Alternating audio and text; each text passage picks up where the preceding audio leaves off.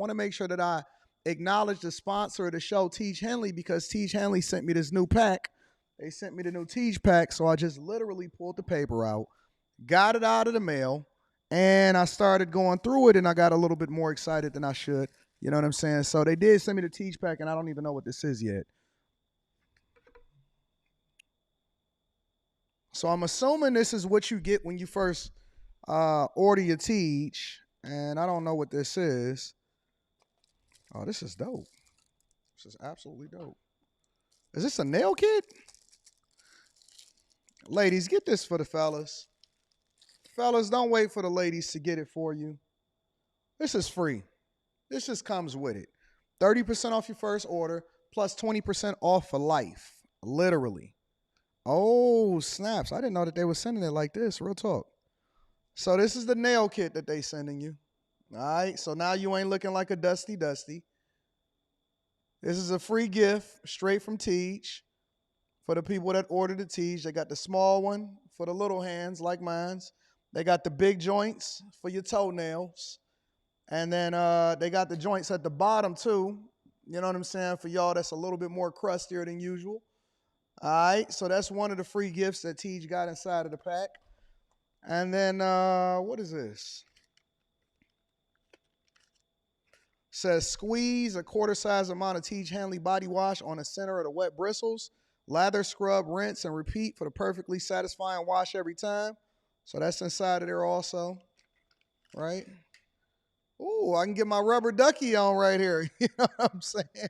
So shout out to Tiege for sending me that uncomplicated skincare for men. And then what we got in here? We got the actual Tiege pack, right? So this is the normal Tiege pack.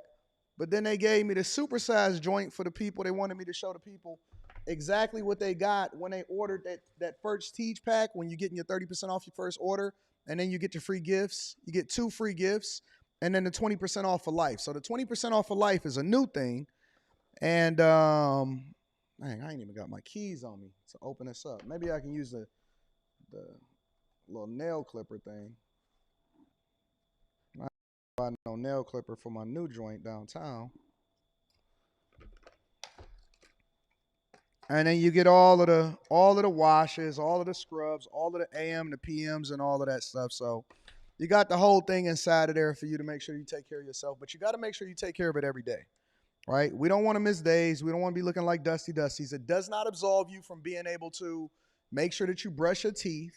Brush your teeth. It don't fix the teeth problem. Don't fix you ironing your clothes. Don't fix you being able to take care of your business. But it absolutely makes sure that your skin is phenomenal, even when you're going between shaves. You know what I'm saying? So shout out to Tiege Hanley. We absolutely appreciate you. Thank you for continuing to hold us down.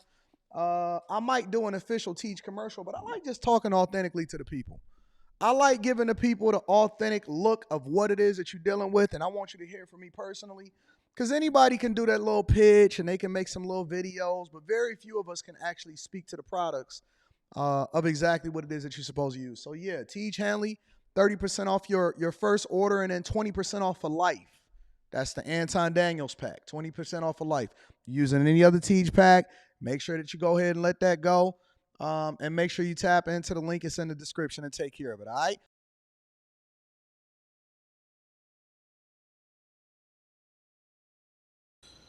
What's going on is Anton from AntonDaniels.com. I appreciate you guys for continuing to rock with me.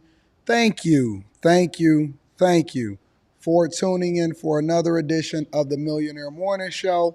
I am your host, Anton Daniels, and it is Wednesday, July 31st, 2024, year of our Lord. Can we get another round of applause for everybody that is here today? You have another opportunity to do great things. What you gonna do with it? You got another opportunity to get it and do great things. What you gonna do with it? I know my voice is a little hoarse. Don't worry about it. I get some tea and crumpets a little later when we get a little more situated and everything goes well. What up to the chat? What up to everybody in the chat? You said you still have sleep. You still have sleep. We don't sleep. Sleep is for suckers. Sleep is for people that want to be dead. You know what I'm saying? Like, not in the morning at least. Sleep is for when you go to sleep at night. It's for when you out of it. You know what I'm saying? Dog, when it's the morning time, it's time to get up and go and get at it. Go and get active. Shout out to everybody that I run into in the streets that love me, that appreciate me, that show me love. Shout out to the people that's on Twitter, formerly known as Twitter, X. Shout out to my Instagram people. If y'all not following me on all of my social media, let me just make sure. He said, let me get a round of applause for that laptop. Shout out to Slimmy and Quentin for holding me down for years, man. I appreciate y'all. If y'all didn't check out After Hours, make sure y'all go ahead and do so. And life is good. You know why life is good? You know why life is good? Life is not good because every single thing goes right every day. Life is good because we make the best of the cards that we dealt. We gonna have situations and circumstances that happen in your life, but let me tell you something. As long as I got air in my lungs and breath in my body, I don't care if my voice is a little bit hoarse, we can fix that a little later. But what we gonna do is we gonna grind, we gonna hustle, we gonna get to it, and we not gonna let any opportunity slip outside of our fingertips in order to really be able to run it up and take care of business. So shout out to y'all, shout out to y'all, shout out to y'all.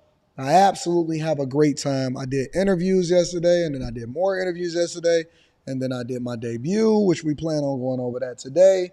And I'm going to give you all my thoughts on everything that's happening in culture and social media. So if I can get up right after I did After Hours consistently, no misses, no off shows, no none of that.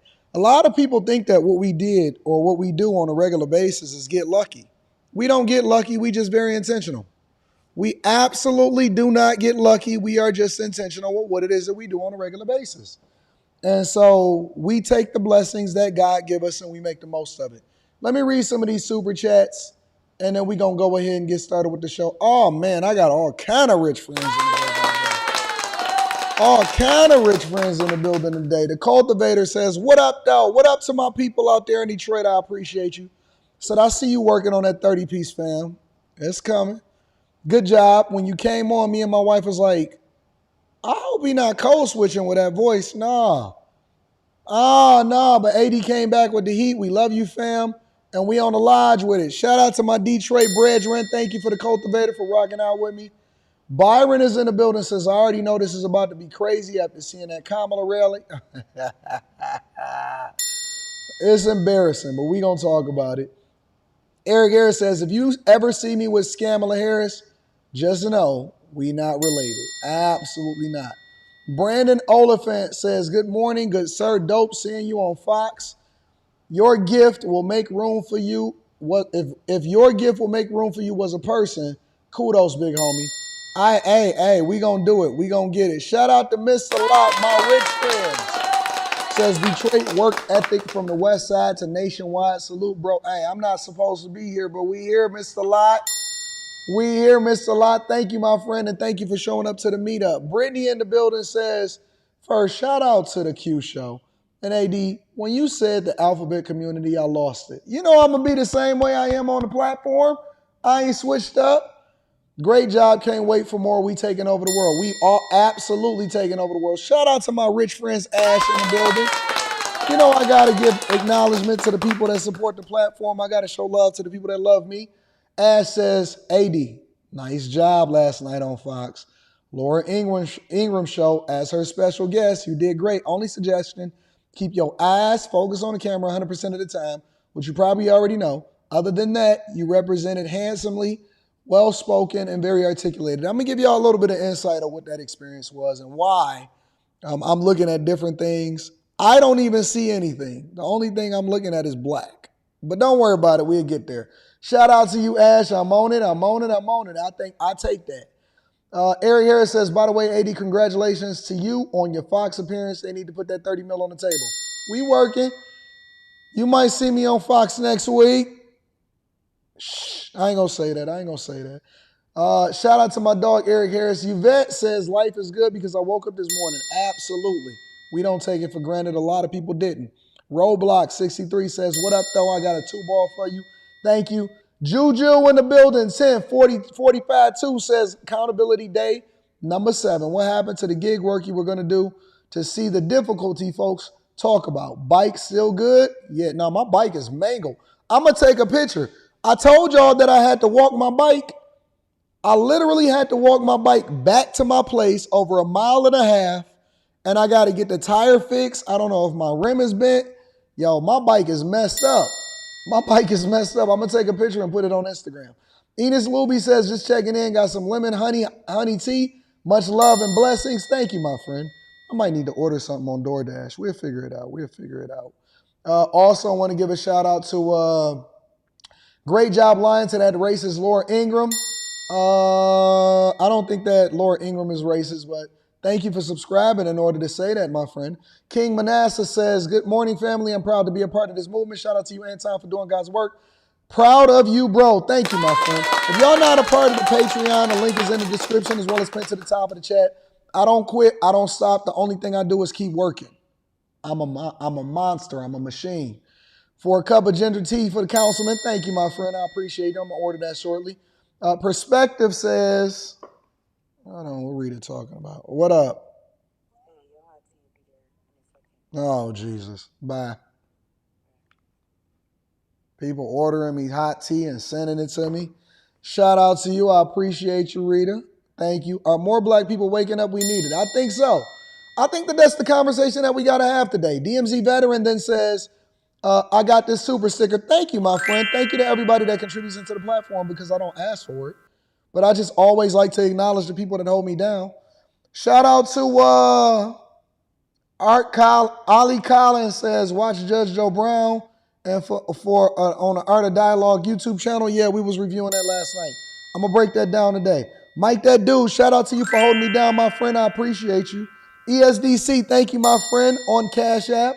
And then last but not least, Brandon Diamond, Select Jewelry is in the building. Yeah, shout out to Brandon Diamond, says Fox got me. Thank you, my friend. I appreciate you. Make sure y'all hit a like for the algorithm, subscribe to the channel, and turn on your notifications. Let's go ahead and get into the show, man. We ain't got to waste no time. Let's get to it. Nope. We're not going to get to that yet. We got to do Quick Hits. Quick Hits is a segment of the show that we don't think that we necessarily have to make sure that we break down each and individual segment individually, but we definitely want to keep y'all in the loop on what's happening in these streets. Shout out to Mick on Cash App. I appreciate you also.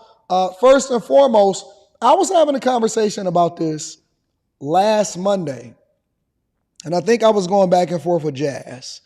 And one of the things that I said when I was going back and forth with Jazz was she kept telling me about the relationship that the police officers need to foster in the communities. And I said, you got your facts wrong. Let me go and check this. Give me a second. Check it out. We have some breaking news right now. An off-duty deputy with the Cook County Sheriff's Office is killed in a possible robbery attempt. It started with an altercation at a gas station in the Parkway Gardens neighborhood. Joining us live there with the breaking details. Good morning. The Cook County Sheriff's Office sent out a statement confirming that one of their off-duty sheriff's deputies was killed overnight. They did not identify that sheriff's deputy, but the office staff are with the family at this time, and Area 1 police are investigating this shooting. They say the 31-year-old male was at a gas station at 67th and Eberhart at 1:30 this morning. There was an argument with a male offender. Both exchanged gunfire. The deputy was shot in the chest. He tried to drive away and struck a pole at 67th in Indiana. The fire department took him to the University of Chicago Hospital. That is where he died. Police say that the male offender then fled on foot and is still out there. Right now, law enforcement and other first responders are preparing to escort the sheriff's deputy's body from University of Chicago Hospital to the west side to the Cook County morgue. A county public servant, and a salute to him after he was killed last night. I was, first of all, let me just say this. I appreciate you, Rita. Thank you for sending this hot tea. She sent me 2 hot teas, so thank you. She sent that to me ASAP. You see how fast she got that to me? I didn't even know that DoorDash moved that fast. We only 15 minutes into the show, and she already got this hot tea for me. So thank you. I appreciate it. Always looking out for me, always checking in on the show, and always making sure that you add value into my life. I cannot say that I appreciate you any more than I do, as well as all of my chasers and the people that look out for me. So thank y'all, thank y'all, thank y'all. But let me say this. Yeah, get y'all a good one. Get you a good one that always holds you down, man. Let me also say this. I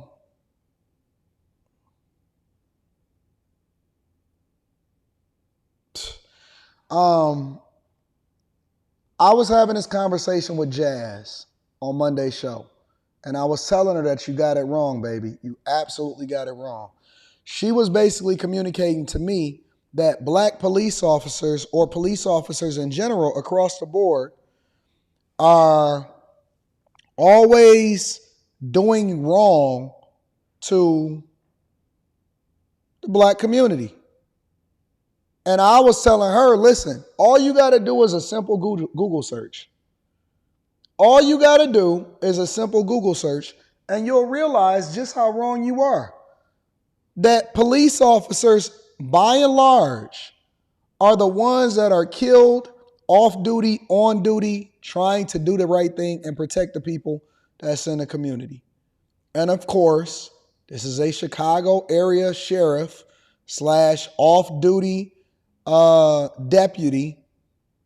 They are always the ones. And y'all keep saying, listen, man, and shout out to Philip Jackson. I appreciate you. I'm going to read that shortly. And Frank White. Y'all said, listen, bro. They always are the ones that's on the front line. They always are the ones that never make it back home to their family. They never make it back home to their family. Listen, a simple Google search. Don't go and search for Meg Thee Stallion tickets on when her next concert going to be. Don't go and search for when Beyonce is going to be out there campaigning for Kamala Harris. A simple Google search will then yield the results that would allow for you to then find out what you need to find out. Police officers, by and large, across the nation, suffer the most. Shout out to them. Shout out to Chicago and the people that keep telling me, Anton, don't talk about Chicago. Well, stop killing off-duty police officers, on-duty and off-duty police officers. In addition to that, we can never forego the opportunity to show you how much money is being stolen from you from the nonprofits. From who? From black women. Let's get it in. Former executive director of a San Francisco nonprofit has been arrested. She's accused of stealing public funds. San Francisco's district attorney investigators say the money was meant to help fight crime. KTVU's Christian Captain joins us live with the details. Christian?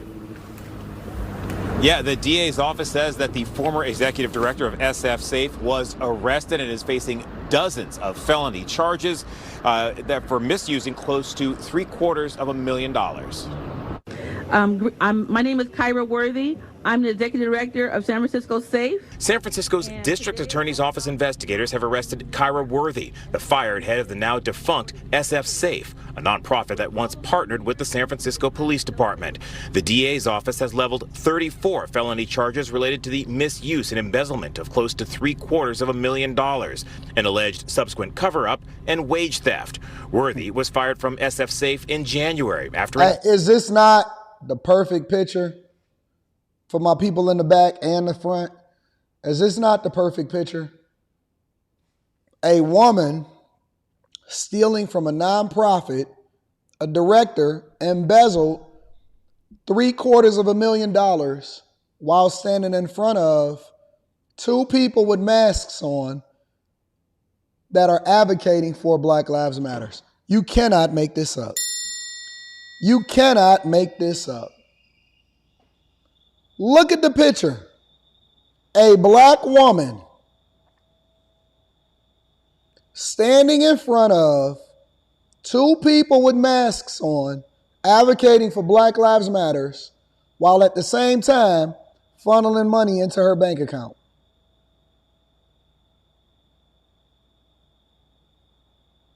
Somebody said, Anton, you keep saying propaganda. What propaganda? She got 34 charges pending against her. And it just so happened to be in one of the communities that's actually seeing a defunding of the police. Crime is rampant. Retail stores are running away from the environment. But she got time to make sure that she siphons some money off. audit. The organization closed its doors after nearly 50 years of service. The DA's office is accusing Worthy of squandering $500,000 and using another $100,000 on personal expenses, including $90,000 for a home health care nurse for her parents in North Carolina. Hey, be careful when y'all say I want to donate to charity or I want to support a nonprofit. That's why I give my money to the streets. That's why I support the streets with my money. That's why I fund my bag chasers. Make sure y'all tap into the Patreon. Link is in the description. President of the Board of Supervisors, Aaron Peskin, called for an audit more than a year ago, worried that something wasn't adding up. You know why you didn't get that audit, sir? Is because you're a white man. If you are an older white man in America, you are public enemy number one. But we gonna get to that. Incidents like this vastly erode public trust, which is precisely why I have formulated an inspector general to give our controller the powers that they haven't had up until now, the power of subpoena, the power of search warrant. White man with a gray beard. November's ballot. The mayor's office released a statement saying, quote, the mayor has been focused on creating greater accountability for city departments and nonprofits. We don't want to hear all of that. We don't like London Breed anyway. But we gonna definitely get back to her. We gonna get to London Breed. I promise you, I have not forgotten any of these mayors in the United States of America. I've just been frying bigger fish temporarily. And then last but not least, Oakland residents. Surprise, surprise. I told you it's going to be the most vulnerable among us that's going to suffer. You know how all of these boomers and these Gen Xers, they keep voting for these Democrats. They keep voting for the ones that says defund the police and don't put no safety inside of your cities. Well, this is what happens when that happens. Of the housing complex say their everyday lives have become waking nightmares. Good evening. I'm Claudine Wong. And I'm Greg Lee. The victims, mostly women of Asian descent, have been robbed and beaten. New at 5 tonight, our crime reporter Henry Lee is live for us in Oakland after hearing from residents. Henry? Yeah, these residents are scared even to leave their complex. That means they're not going on walks to the park, to the store, not doing anything they're supposed to be doing while enjoying their retirement. He beat her. Not only the money, he beat her. She get hurt. Maria Sang says her 80-year-old neighbor was attacked and held up, one of 15 residents of an Oakland senior housing community, most of them elderly women of Asian descent, who've been targeted by robbers over the past month. All the seniors scared to go out. They stop all their activities. They scared to go shopping, grocery, walk around this area. Please help us. One day we all get old. We shouldn't be living like these conditions. On Friday, a woman who lives at Westlake Christian Terrace became the latest victim. Surveillance video shows 3 guys jump out of a Kia Sorento. They run to the woman at 28th and Broadway, pull her to the ground, and drag her on the sidewalk. But then 2 workers at Volkswagen of Oakland run out and try to stop them. One robber pulls out a gun, and they drove off. It took me a second to register. I just thought about my family and kind of made me stop because I still wanted to chase them. Dealership employee John Arose tells me he's seen robbers repeatedly targeting victims from the senior housing complex. It's just very unfortunate and it's disgusting behavior, and I will do anything to stop it as much as possible. When is the violence going to stop? Never. It's never going to stop, because guess what? It doesn't just happen in black communities. It happens in communities that are not doing a thing that's in the best interest of its constituents and its people. Oh, you thought that was only a black thing? You thought that it was just a white thing? You thought that they was just following you back home from the luxury store? It's not only what's happening. What's really happening is that now that y'all keep voting for these dumb policies and these stupid Democrats, let's just call them what they are, that keep y'all tied to the federal government, that keep on rocking in with these diversity, equity, and inclusion programs, they basically made y'all prisoners in your own homes. They've made y'all prisoners in your own homes. You cannot walk to the store, don't bring out your dog, don't drive a car, don't pass go, don't collect $200. All people are now prisoners in their own homes in the United States of the Americas. I cannot believe it. It is the wildest thing that I've ever seen in my entire life. That's crazy. That is insane. But this is not the time. This is just quick hits. We gonna get, I'm gonna cook. I'm gonna cook. This is just quick hits. Ladies and gentlemen, try not to be prisoners in your own home. Jesus Christ. Anyways, let me read some of the super chats and we gonna definitely get to it. It's time to cook today. I got a roasting session coming up. Don't worry about it. Samuel Davison says, what up, big dog? What up, Sam? What up, Big Sam? I appreciate you.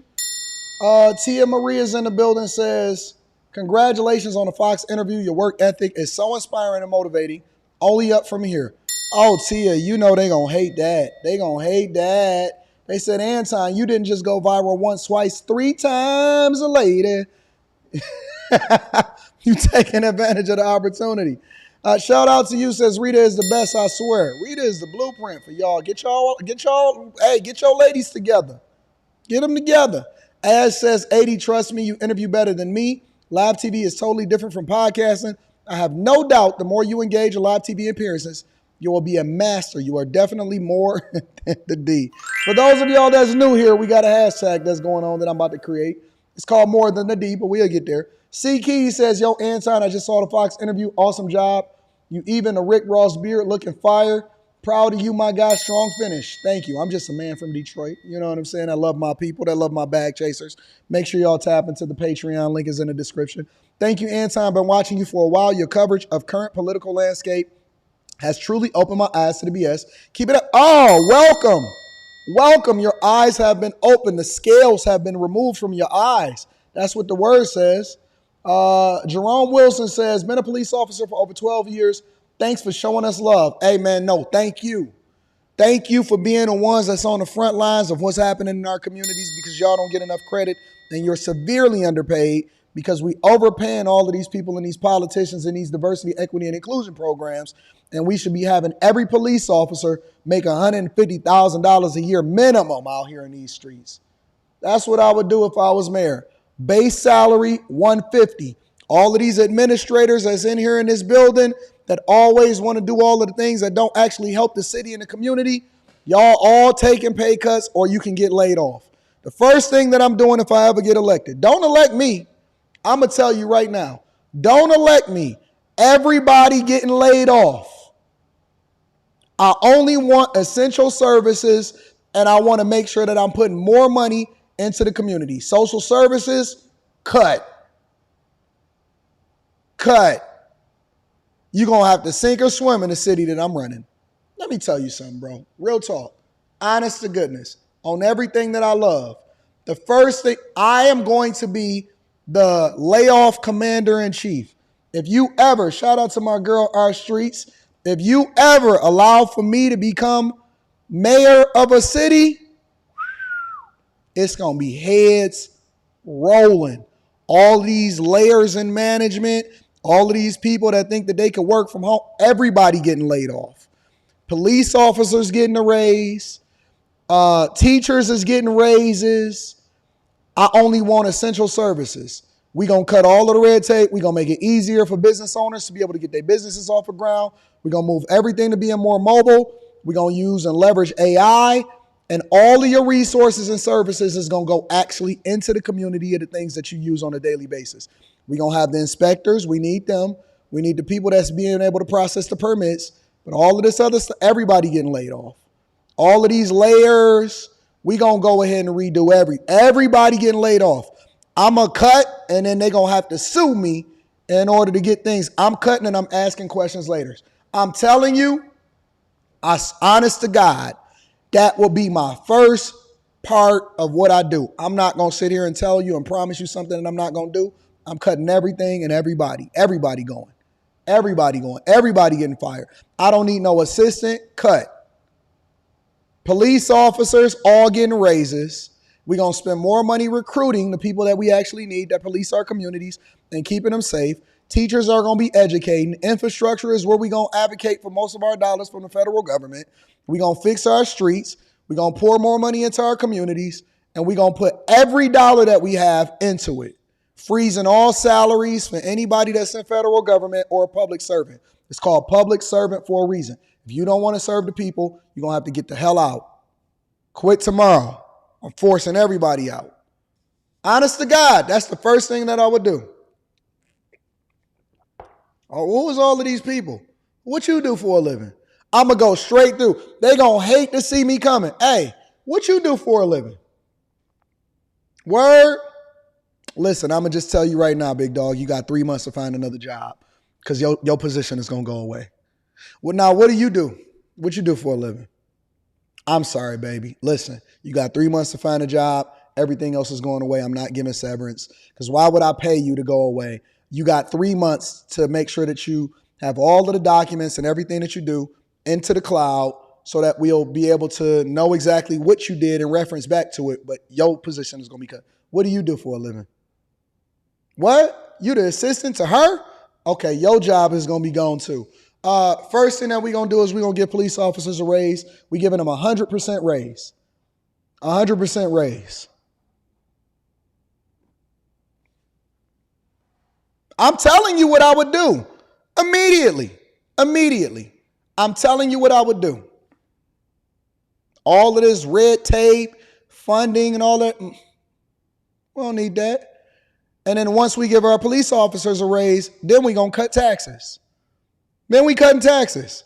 Because y'all don't need to be paying taxes for services that you don't need. We don't even need to worry about no surplus. Any millages, we're going to pay them off. Then we cutting taxes.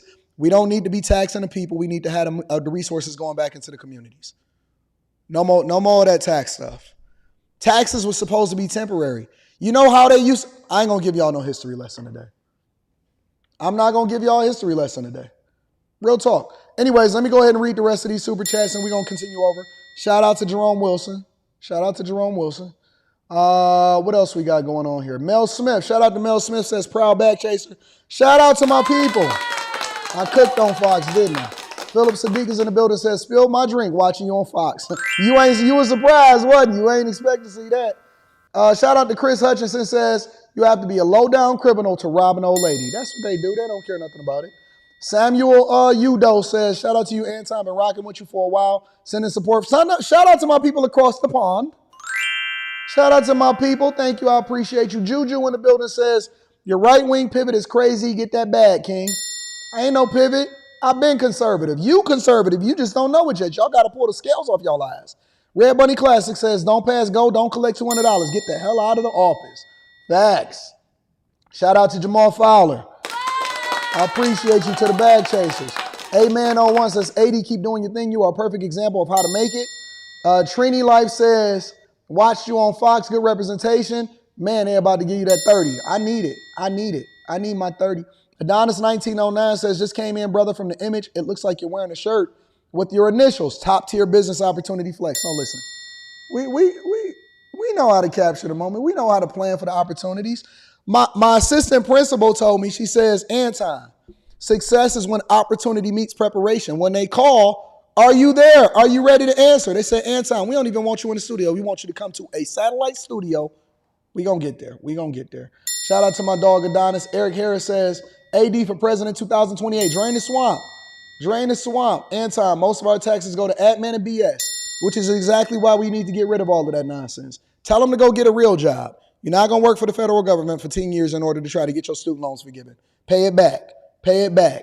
Saquon is in the building, says, taught myself how to car detail from YouTube 2 years ago. To date, I have detailed over 600 cars. You can do anything. How to book a coach. Anybody that need to get in touch with me, email me at antondaniels413@gmail.com. I also want to give a shout out to my girl, Our Streets, in the building. She said I'm awesome, y'all. Our Streets is so gorgeous. I seen her pull up to the Patreon meetup. I said, girl, I wasn't married. If you wasn't trying to be visible and just trying to support from the sidelines, you might be a part of the team. You may be a part of the team, but guess what? You know why I didn't make her a part of the team? Because I am more than my D. I am more than the D. Black men are more than the D. Anton, what's that re-imaging look like? Listen, you can always pivot. Shout out to my dog, Spence Campbell. That's what re-imaging looks like, Spence. All right, big dog, I appreciate you. King Stennis says Trump need to run on family court reform. I'm with that too. Salute Big Dog. Proper preparation prevents poor performance. The P. Shout out to the P. Listen, I love y'all. I appreciate y'all. I'm going to continue to rock out with y'all and read y'all super chats. Before we get into my Fox News performance, I'm going to need y'all to understand what the trick is. This is the trick of the devil. First of all, share this with y'all friends and family. If y'all haven't sent this to a friend, if y'all haven't sent this to Gam Gam, this is the perfect opportunity to do so because I'm going to break it down for y'all really easily. I'm really going to tell you what the trick is prior to tonight. All right. Wednesdays, I don't usually do anything, but I might stream tonight because I got to get this out. I got to help y'all to understand and educate the people how they're finessing y'all. Okay. I'm going to show you why Kamala Harris in this segment alone. Listen, if you have not sent this to your family and friends, to your grandmother, your grandfather, this is live. This is the segment that you want to send them on because this is the segment that we about to cook. This is the segment that you want to send them on because this is the segment that we about to cook. I'm going to educate you right now. Before we go into my appearance on Fox News, I'm going to educate you. This is why you have to. If you're trying to convince your people to start thinking policy over politics, identity politics, this is the segment that you want to share with all of your friends and family on Twitter, Instagram, on YouTube, all of that. Share it right now. And I'm going to break it down for you. How they are finessing you. White women, white men that are simping for white women that are following black women that are simping for Kamala Harris. I am going to educate you right now. All right? So without further ado, let's go into it.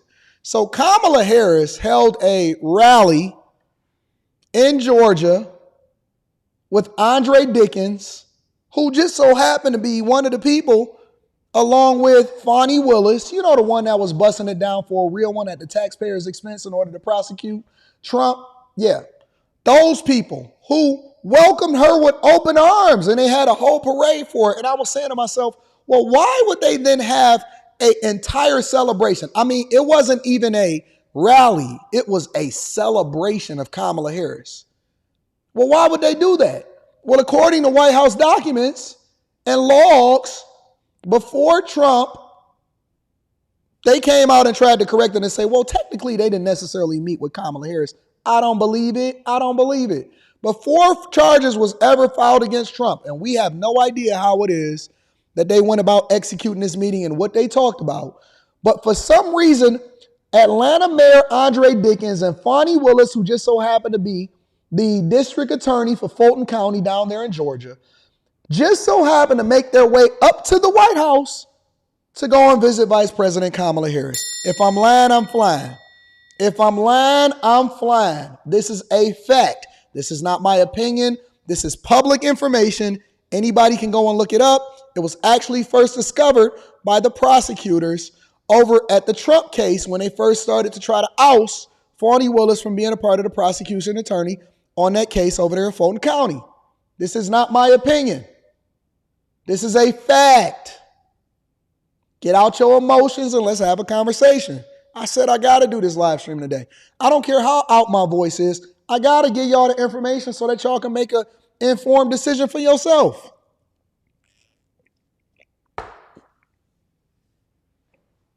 It's a fact.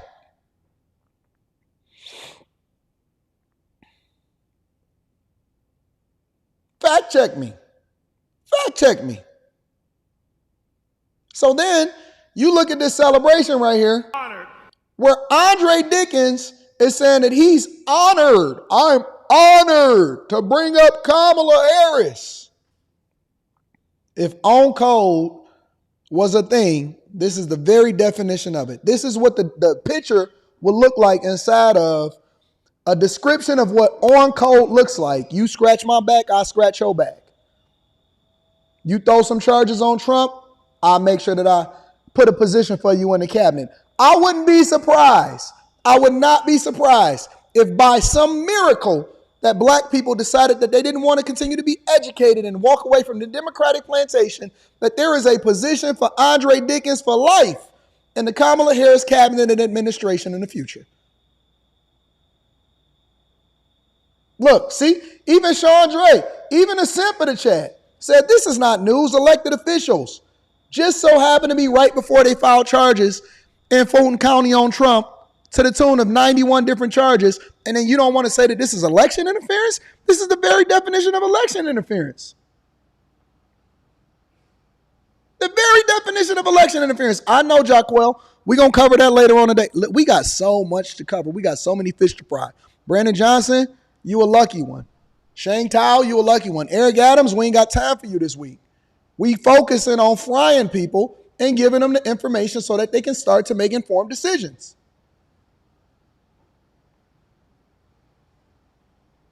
This was a secret meeting in the White House. So now he's welcoming her with open arms. And to welcome our Vice President, Kamala Harris. And then they over there dancing. They giving them trinkets.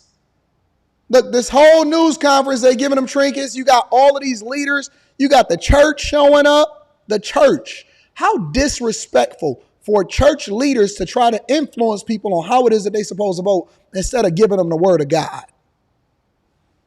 Elected leaders, simps, and I was just completely appalled when I seen this. Let me show you what I seen that just completely blew me away, y'all. This was crazy.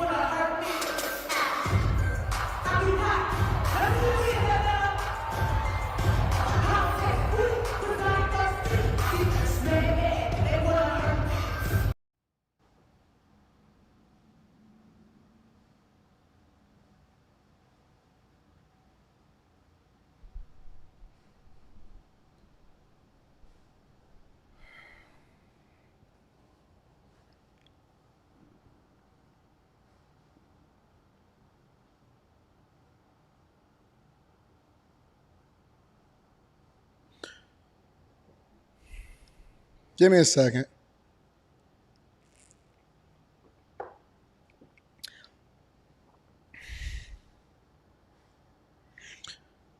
Y'all covering the kids' ears on this one? I know that they still out of school. Y'all covering the kids' ears on this one? I'm going to give you 15 seconds to get it together while I gather my voice.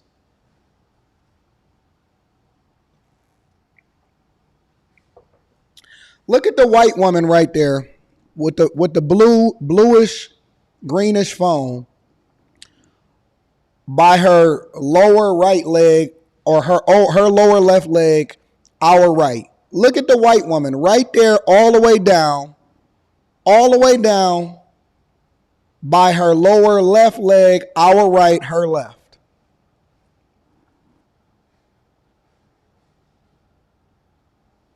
When they can't give you policy, they give you pussy.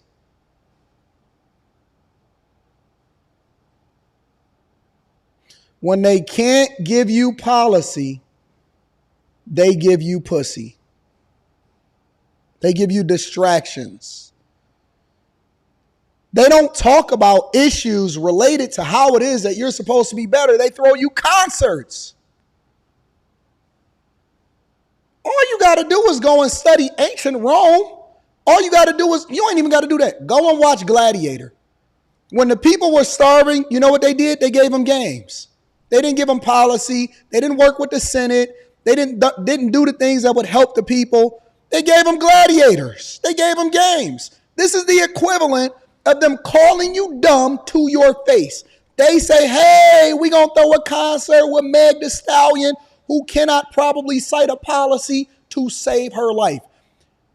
And they're going to give you rappers, and they're going to give you singers, and they're going to water wave. Now, listen, if you're going to be entertained, then be entertained. But at the same time, give me something of substance. Give me something of substance. This is how they disrespect black people, white people, everybody in America. Are you not entertained? Are you not entertained? When they can't give you anything, they give you distractions. This is what this is. This is a distract. This is not some way for her to go and galvanize the voter base to educate you on how you can have a better life and how you can fix your family and how you won't suffer from inflation and to address the issues of migrants inside of your country. This is them giving you games. They playing in your face. They playing in your face. Not one day, not one time since we've ever seen her publicly actually discuss what she would do as president of the United States of America outside of saying that she just wants to make sure that you guys can get free abortion. Seriously? Seriously?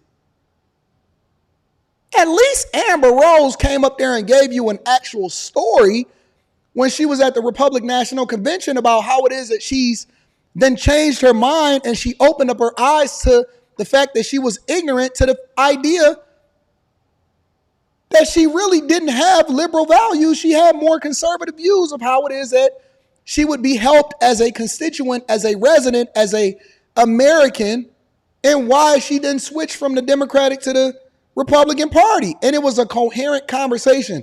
Don't nobody need twerking. But that's not all. I'm going to take my time today if that's okay with you guys. If that's okay with the general public, I'm going to take my time today. And so I may be here a little bit longer than 2 hours that I usually do. I'm going to take my time today. That's not all. Then they didn't just give you that. She didn't just twerk for you for a long time. Look at this. Look at this nonsense.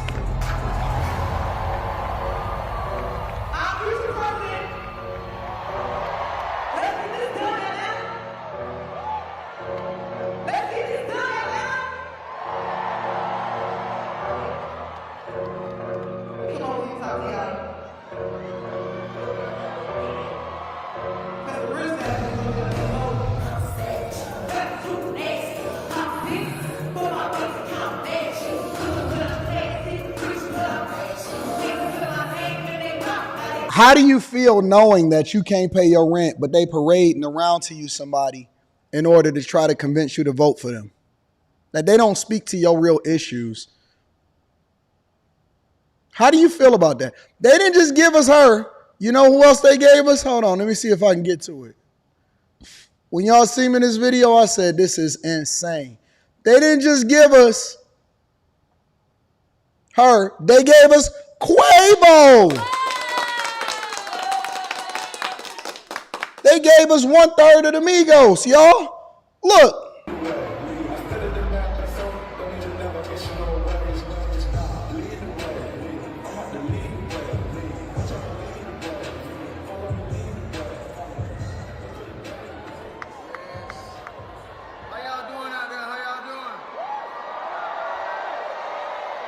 Quavo. If y'all don't know me, I go by the name of Quavo.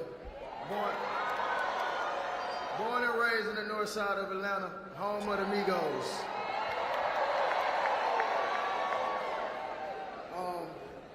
This city has always been home to me, from playing in the streets and, you know, nurturing me and teaching me how to be the man I am standing before you. So, I mean, one of these issues that I care about is resolving the gun violence issue.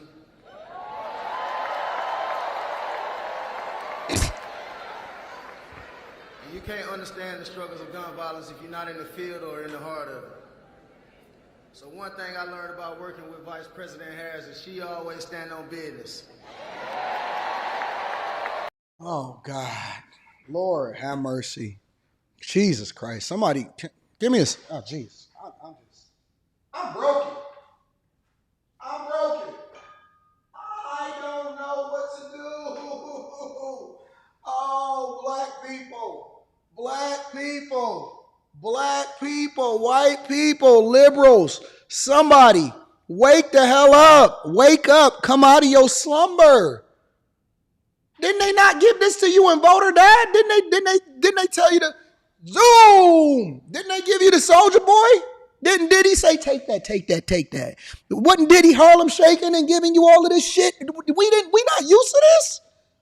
We not used to the Harlem Shakers get up there and tell us to voter die. Watch me. We not used to this. I seen the same play. The same play in the early 2000s. I seen it. Now we got a man that literally is dressed like Prince. He's dressed, dog, this dude got a see-through shirt on. He got a see-through shirt on with choker necklaces on, telling you that she stand on business.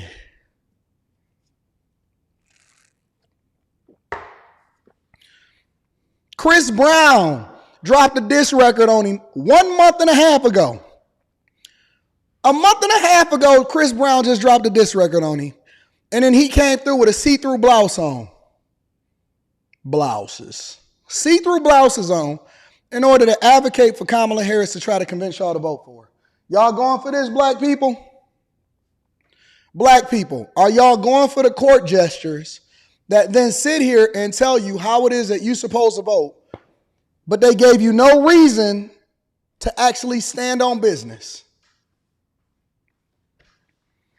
Seriously, this is the play. This is the play. Blouses. We can't be this finesse. We cannot be this stupid. No way in the world are y'all falling for this for the okie doke. Not for the 30th time. The first 29 times, okay, so we was bamboozled. We wanted a black president just for diversity, equity, and inclusion and identity purposes. The old folks that was 70 and 80 years old, they said, I thought I'd never see a black president in my lifetime. Okay, we went for it. We went for it for the first time. We even gave him a second chance. He didn't do nothing for y'all. He advocated for the alphabet community. And now you got a man that's standing up there with a blouse on telling you how it is that you're supposed to vote. Tell me how this makes sense. No policy, no nothing. Seriously.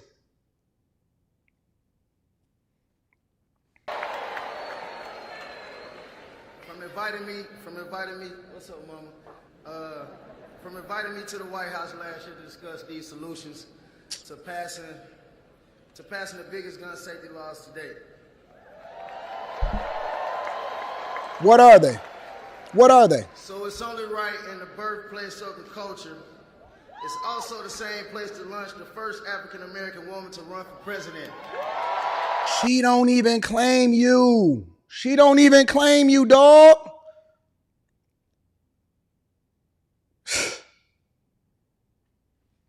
I hate the culture. Y'all keep asking me, Anton, why do you say that the culture is trash? This is why. He said we doing it for the culture. This is why. This is why he said he doing it for the culture. And every person that's in the back of that, they should be ashamed of themselves. Every person that's in the back. Look, we see AKAs out there. We see they pink and green. They needed representation. We see the white man, representation. Sassy people, representation. Black man, they got the black man over there, representation. So disrespectful. They playing in your face. Playing in your face, and you just going right on down the line saying that if you're not black, if you don't vote for Kamala Harris. I guess Joe Biden got away with it, so why not her? Joe Biden got away with it, and why not her? Let me read some of these super chats. Anton, let's go. What's cooking? Them, you, y'all, falling for the okie doke. Adonis 1909 says it's going to be entertaining to see what the haters will be saying. This isn't your first TV appearance. Now you know that. Only the ignorance is going to continue to hate. We're going to get there. Let's address that next. Kamala has openly admitted to being Indian or not correct the reporters who call her Indian, yet our folks still claim her as black, and her father is Jamaican. Y'all didn't even like immigrants just 3 months ago. Poogie's friend Ray Ray says that rally was super ratchet. Even if I wanted to vote for her, that was in bad taste. Agreed. MDZ 1986 says, I've been looking for your Fox News interview, but I can't find it. We'll go over it next. I'll show it to you myself. King Stennis says, still ain't seeing these Meg feet pics. Mr. Lott is in the building and says, this might well be the Rock the Vote or 106 in Park. You remember that? Take that. Rock the Vote. Shout out to Be Wise. I appreciate you for the super sticker, my friend. I am Mr. H says, it is sad how desperate some of us are just for the sake of the so-called representation. Stick to the word of God, good people. Amen. Dallas D is in the building and says, since we're twerking for votes, come on, Mammy Harris may as well get the Tierra Mac for VP. That or the Bear, since people are rallying behind her simply because she's a woman. Shout out to you. I appreciate you. Jazz is up there, Daniel, dancing. Shout out to Victor Williams. Debt Free Dad is in the building and said this is buffoonery. I'm glad y'all waking up to see it. BY says, bad fam. What the F? Nah, not this bad fam. It's that bad. That's how they playing in y'all face. Skinny Django Morrison says, 8th super chat. Shout out to the 8th super chat. I want to thank you and Rita for taking a picture with me and flexing in my hood. I'm flexing in my hood, Patreon, and the Chasers. If y'all not a part of the Bag Chasers, the link to the Patreon is in the description as well as pinned to the top of the chat. We're going to be doing Stock Club soon. Uncle Tom is in the... Shout out to my dog, Uncle Tom. Says, this is the Clinton campaign, but worse, ninja style. Delta Fox says, Lamela, I like that. Lamela is pandering with ghetto tactics. This is what they think of us. Next, she'll do a cookout with barbecue, fried chicken, watermelon, and grape soda. That's how they see African Americans as a group. Nope. Then they call you black, not even African Americans. Bet she won't vote. Won't she have Indian women twerking for her own votes? That's because they know that y'all going for the okie doke. Greatness 81 says, I'm surprised Fannie Willis wasn't twerking at the rally. The Dems really believe they don't have to offer black folks anything for their vote. Well, they don't. FDR says, Anton, love your hard work. President Trump is going to be here in Chicago today to speak at the NABJ. It was a last minute thing. I'm happy that he's coming. Go and listen to his message and make an informed decision. Adonis 1909 says the election concert was embarrassing for the black community. We told the world we value entertainment over making a change to help ourselves. Take this egg on your face for this farce. Shaking my damn head. Shameful. High Tolerance says, talk about campaign self-sabotage. I don't see our elders on the blue side of co-signing this. You'll be surprised, bro. Emilian Islanol says that old white dude in the back, right? Like, what the? I have no idea what is happening right now. Love the show. Thank you for all that you do. Thank you, Amelia. I'm appreciative of you being here. Ash says, these are not the people I want representing and running the country. No way, the devil is a lie. I agree. Mr. H goes on to say, Repub, stop talking about this hot mess. Use some of them Venn diagrams to show the people what you plan to do. Don't go for the low-hanging fruit. High Tolerance says, live from Magic City. Adonis 1909 says, Meg had no clean songs to use. Says a lot. And she had to edit her own words. Crazy, ain't it? Dark Side is in the building, says, the KH Liars Convention, birds of a feather flock together, distraction, sleight of hand, and now y'all know y'all not going to be throwing no words up here to embarrass me. The OBFs, all right? It's insulting to men, voters, black people, and veterans. I'm a C student still. Remember that, y'all. Dark Side in the building says, happy Wednesday, AD. And peeps, AD, these are some of the bars that I wrote to fit this segment. Newsflash, racism has swag with the electric slide. We let you slide to the hideout, then you sell us out when the campaign is over. Thank you to my dog, Chase Barnes. I appreciate you. A few more, and then we're going to move on with the show. Ratchets for the Cam is wild. Sportsaholic in the building says, if you get ahead by lifting your skirt, then you'll get typecast. Everyone will know you're just a piece of Judge Joe Brown. We're going to talk about that later on today on the Anton Daniels channel. Great words on Fox. We're going to talk about that too. Amelia, shout out to Amelia, says, make the Stallion charges at a minimum $750,000 to perform. All those campaign donations, laundering funds, hard at work, cheese on the bread. Shout out to you. I appreciate you. We don't have to look into that. They got the Purple Rain on the stage. Quavo. Quavo is just another puppet. After losing Takeoff, he's still been promoting this trash culture hip-hop hypocrite. Serious Black Thought says, they had it right when only landowners could vote. Ooh, y'all going somewhere with that. Effing ninjas got to do better. J-Rock 24K says, this crazy. All money ain't good money, AD. Can you please tell my wife the new slogan is, use the D for the seat so I can serve my country 2024. We better than the D. We're better than the D. We greater than the D, y'all. Shadow Dragon TV, shout out to Shadow Dragon TV, says they got two artists who promote the worst for the community up there twerking and in fishnets talking about policies, buffoonery at an all-time high. I agree. Amen on one says, Dave Chappelle voice, blouses wins.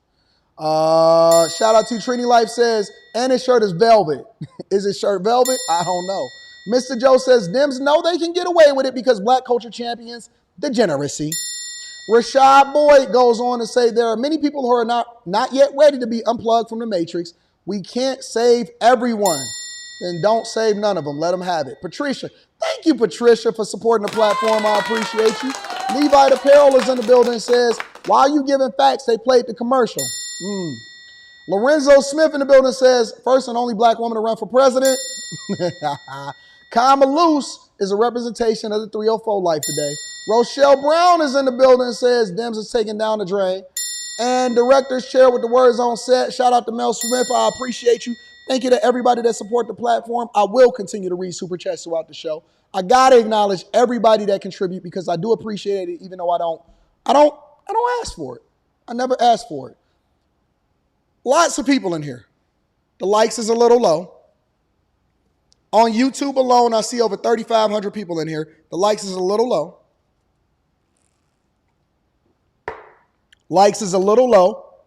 Let's get the likes up. We cooking today with fish grease.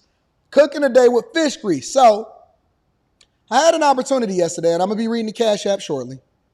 I had an opportunity today, or yesterday, might I add. My friends over at Fox News, they said, listen, fam, we like what you got going on. We've been watching you. We paying attention to you. You got some great things happening. You know one thing about me, y'all, at this point, I realize, because a lot of people be getting salty. They be getting salty at the work ethic of what we've accomplished. Make sure y'all tap into the Patreon. Link is in the description. Tiege Hanley, 40% off your first order plus 20% off of life. Supporting the platform. We would never advocate for something that we would not get for ourselves. So if you're not a Tiege member, make sure you get it. Ladies, get it for the fellas. Fellas, don't wait for the ladies to get it for you. Thank you for the super chat, Liddy. I'm going to read that shortly. I've learned to not even say anything. Just show the work. I'm not going to say what I'm going to do. I'm not going to say what's coming up. I'm not going to say what's going to happen next week. I'm not going to tell you who contacted me. I'm not even going to tell you what's happening, but I can tell you what's happening in hindsight now. And Fox said, they said, listen, fam, we need you. We want you, and we got to have you. I said, my pleasure. My pleasure. And so I decided to go on with Laura Ingraham in order to set the record straight. And then people start popping up all over the place and saying, hey, man, wait a minute. I wasn't expecting to see you. I just seen you on the morning show. I wasn't expecting to see you kicking it with Laura Ingraham.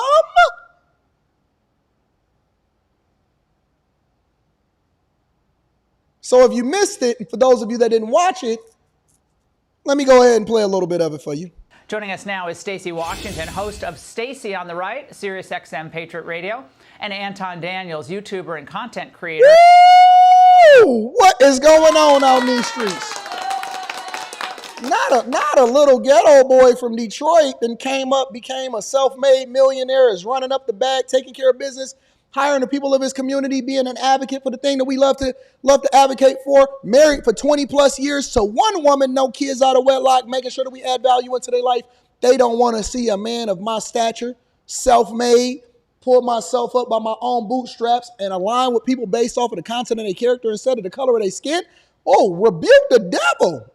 Rebuke the devil with his own initials on his shirt.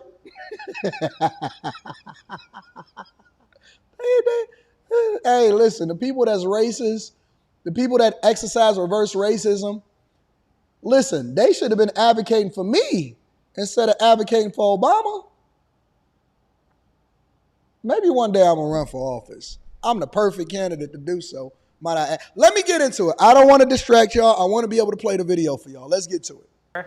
Anton, let's start with you. You just went viral for an exchange that you had with a Kamala supporter. Let's watch. Would you vote for it? Yeah. Why? I'm going to just be real honest with this. She's a black woman. Is it only because she's a black woman? Yeah. Do you not see how that's a bad idea? Elaborate. We're in 3 proxy wars. Shout out to my dog ABL. Y'all seen all of this part. Y'all seen all of this part. Stand on.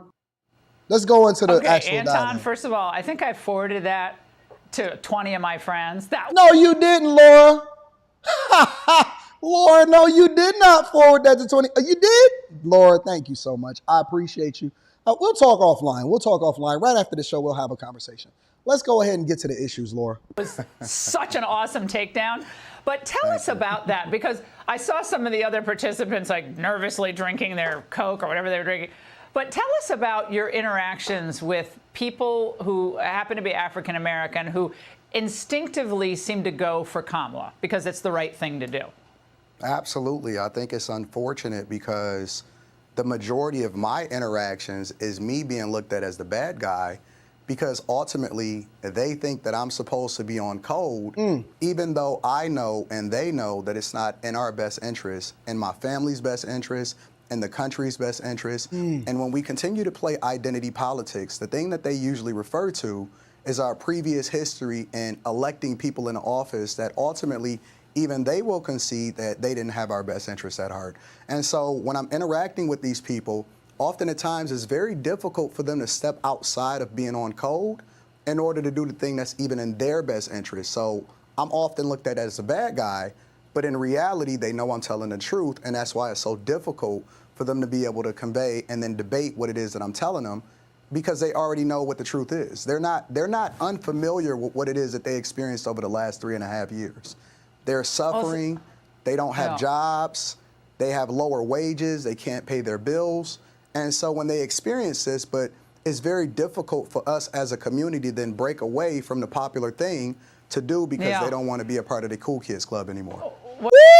Look at that. Wait a minute. You're telling me that a young black guy from Detroit knows how to speak proper English, pause in between his sentences, knows the difference between a period and a comma and a run-on sentence, can perfectly articulate his point, and that we should not in any capacity be basing this on identity politics. In no way, shape, or form. We don't want you just because you black. We want the best person for our households, for our families, for our communities, for our city. You telling me, because I've been preparing for this moment my entire life. I ain't even gonna front.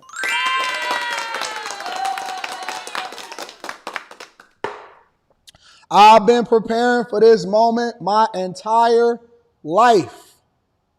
Got my initials on my shirt, glasses on my face, and I'm ready to work. I'm ready to work, and I absolutely killed it.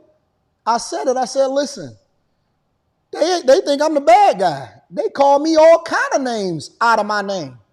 You know why? Because I'm not on code, and I'm a free thinker.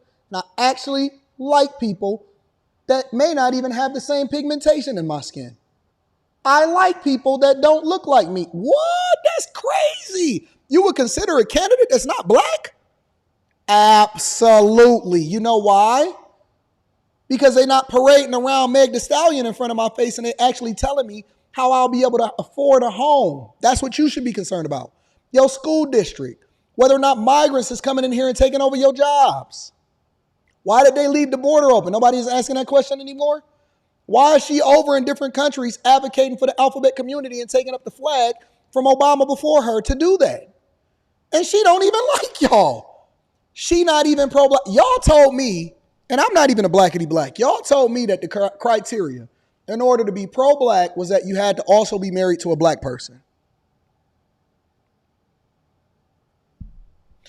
My co-representation here, she showed up. I didn't even know how great she was until she started articulating herself. I said, we a duo. We a 1-2 duo on this show. Well, Stacey, I have to say that seems to sum it up. It's reflexive, and it takes a lot of courage. You know that. Of course, Anton knows that. I clerked for Justice Thomas. I mean, they're still beating him up all these years later. So it's a tough place to be, but it's factually the right place to be. So, Stacey, how do you handle this? And by the way, Kamala Harris behind in Georgia in the swing state poll average. Reading that super chat, I think by 4 points, 5 points, 6 points. So she's speaking in Atlanta. Lots of Kamala signs behind her. One white dude behind her. I see him. Stacey, thoughts on this? You know, Laura, I think Anton hit the nail on the head. This is not a black woman agreeing with a black man and that she don't want to also want this thing too. Stacey, you got the floor. About policy, and no one, I don't care who you are, if you're a white woman, a black woman, it doesn't matter what your skin is. What matters is, how do these policies impact you? How does the policy of open borders and giving jobs to foreigners instead of Americans impact your bottom line? How does the double-digit inflation, which stacks up month after month, is cumulative, impact your bottom line? Can you still save money? Can you take a vacation? Can you buy that home? Can you upgrade? Can you move out of an apartment into a house? These are very real impacts. Anton described them well. And I think when I find people that only want me to address my life as if I get up every morning and say, what am I going to do today because I'm black? They don't understand me. I'm a human being. I'm a mom. I'm a wife. I'm just somebody's mom on the radio. I'm just somebody's mom on Laura Ingraham tonight for the first time. Thank you. But I'm sitting here listening to Anton. He makes sense. What? So wait a minute. We're both breaking a stereotype, but yet at the same time, we're advocating for being informed voters? You don't say. And what makes sense to me is what the policy is, you know? Well, okay, these are facts, okay? And into the image making of Kamala, even the New York Times today, and forgive me for not having the direct quote, but the New York Times today had to write a piece about Kamala's biographical transformation. And there was a piece about how her father, who's of Jamaican descent, he was a Marxist economist at Stanford, socialist Marxist economist at Stanford. He's still alive. Very controversial, but he's a tenured professor at Stanford University. That she never really talked much about him, that he's kind of a footnote in her biography. But then she leans into it, Anton, and President Trump spoke about this with me. She leans into it, I guess, for her political benefit. Absolutely. And I think that identity politics is the play. When you don't have anything else to lean on, when you spent the majority of the time being absent, and then on top of that, you then advocated for being part of the alphabet community, which I call them, and then you failed at the border to the tune of the estimation of 10 to 15 million migrants coming into this country illegally, what else do you have to stand on? So then you start to lean on the thing that even black people, honestly, when I'm having these conversations, black people don't even consider her a part of the cool kids club, but they have to lean on it in order to have something to even be able to hold on to instead of just saying, hey, listen, Trump is the best candidate. They want to say that I want to be a part of the Democratic Party. So they figure out a way to validate themselves to be a part of this movement, which is not even best for them. It's silly.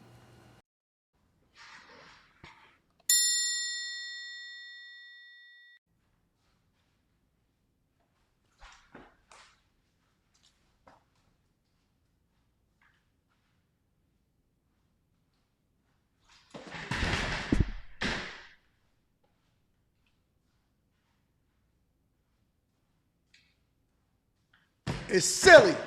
I think it's silly. I just so happen to be one of the people that think it's silly. What about you? It's silly. It's 100% silly. What the heck is going on in these streets? Not today. Boy, I told you, don't give me the microphone. Don't give me the microphone because I got some rotisserie up in this joint. I got some rotisserie in this joint. Stacey, a friend of mine who went to Stacey, you take it. with me, you tell us, just messaged Stacey. me. We were told from the beginning that they couldn't argue the issues, and they know that Trump is better on the economy, better on defending our interests, better on the border, stopping illegal immigration. He won't drag. I don't think anybody loved themselves more than me. Hey, hold on, wait. In the New Testament, it said, love thyself, and then love thy neighbor as thyself. I don't think nobody loved themselves more than me. So all they do is revert back to the childish games as we saw with the white dudes for Kamala. I mean, how pathetic is that? It's almost like it's I thought actually a conservative must have made that. I thought that whole Zoom was created by a conservative because it was so repulsive, but it was so funny. I think, and one of the people speaking, I think a lot of the mail-in ballots were hidden. But it's a very strange. They think that helps them. Yeah, they do. But I think, there are people in America whose incomes are such that these double-digit inflationary impacts don't really mean anything to them. They're insulated from the policy decisions they make in the ballot box. But for most Americans, that's not the case. And even if you are wealthy, if you care about your bottom line, if you're actually very frugal and you pay attention to your money, you don't want to see double-digit inflation. You don't want to see America sending $200 billion to Ukraine. You don't want to see boots on the ground, our own children spilling our blood and treasure abroad for something that we really have no interest in.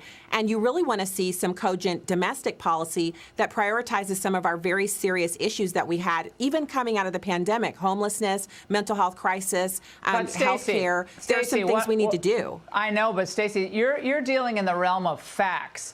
When you actually see interviews, when people are pushed on this who are refusing to think differently, we're going to get to the super chat shortly. Like, well, but he's not going to be good on equity. Right, Anton? Equity. He's going to... Wait, Laura. You want me to speak again? Laura, would you like for me to speak on what equity is? Would you like for me to address this equity, diversity, equity, and inclusion? Laura, sure. I have no problem. I am well-versed in diversity, equity, and inclusion in Victim Olympics. Go ahead. Ask me the rest of the question, Laura.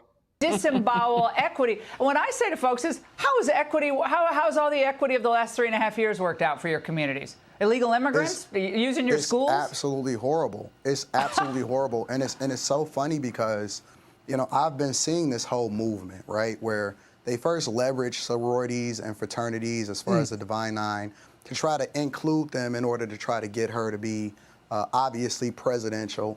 I don't think that it's working because everybody that's in my community and the people that I speak with, especially black men, are even disappointed in white men in that why would you then follow white women who are extreme feminists and then let them follow black women in order to try to be a part of this cool kids club? Oh my God. When you can't stand on policy and you can't stand on real things that's going to help everyday Americans, especially those that are in these Democratic hellholes that are suffering the most. Jesus Christ. Listen, my elevator pitch is on 10, ain't it?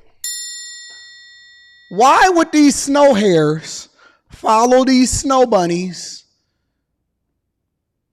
into these Democratic hellholes in order to try to be on code with women that left their families and is telling you that you need to be on code with the sisterhood who can't even get themselves together? Oh, geez. Did my elevator pitch not hit in every capacity? Laura, I would love to get your take on what it is that I just said. We got Stacey and Anton, fantastic first appearances on the Ingraham Angle. Love having you on, and I'm going to try to get the man bun guy on the show, okay? Shout out to Laura. Let me give a round of applause for Fox News for recognizing talent when they see it. Let me give a round of applause to the people over there at Fox. I appreciate you.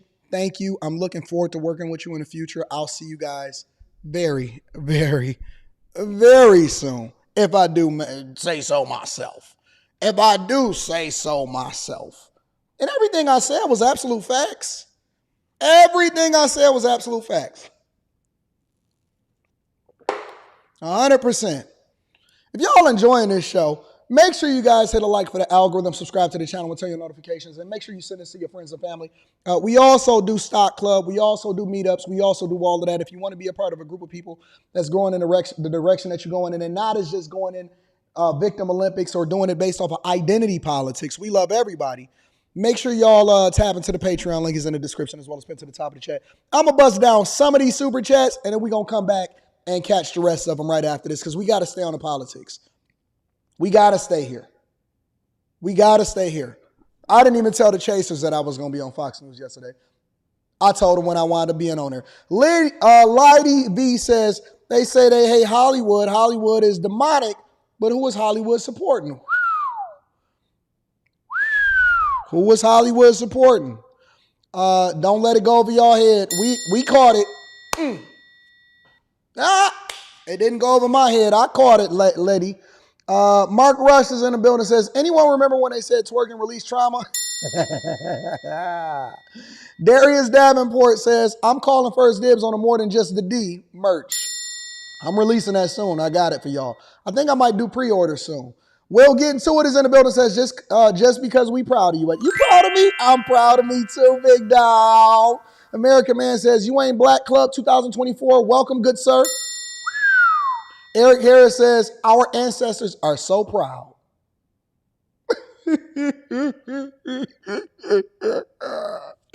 Shout out to the ancestors. Shout out to the understand, overstand, and understand, because he said, you'll live in Umar's wildest dreams. You bigger than a breakfast. Oh, man, I'm coming. I'm coming home. I'm coming home. Tell the world that I'm coming. I'm back where I belong. I never felt so strong. And Levi Apparel says, who's that ninja on that name?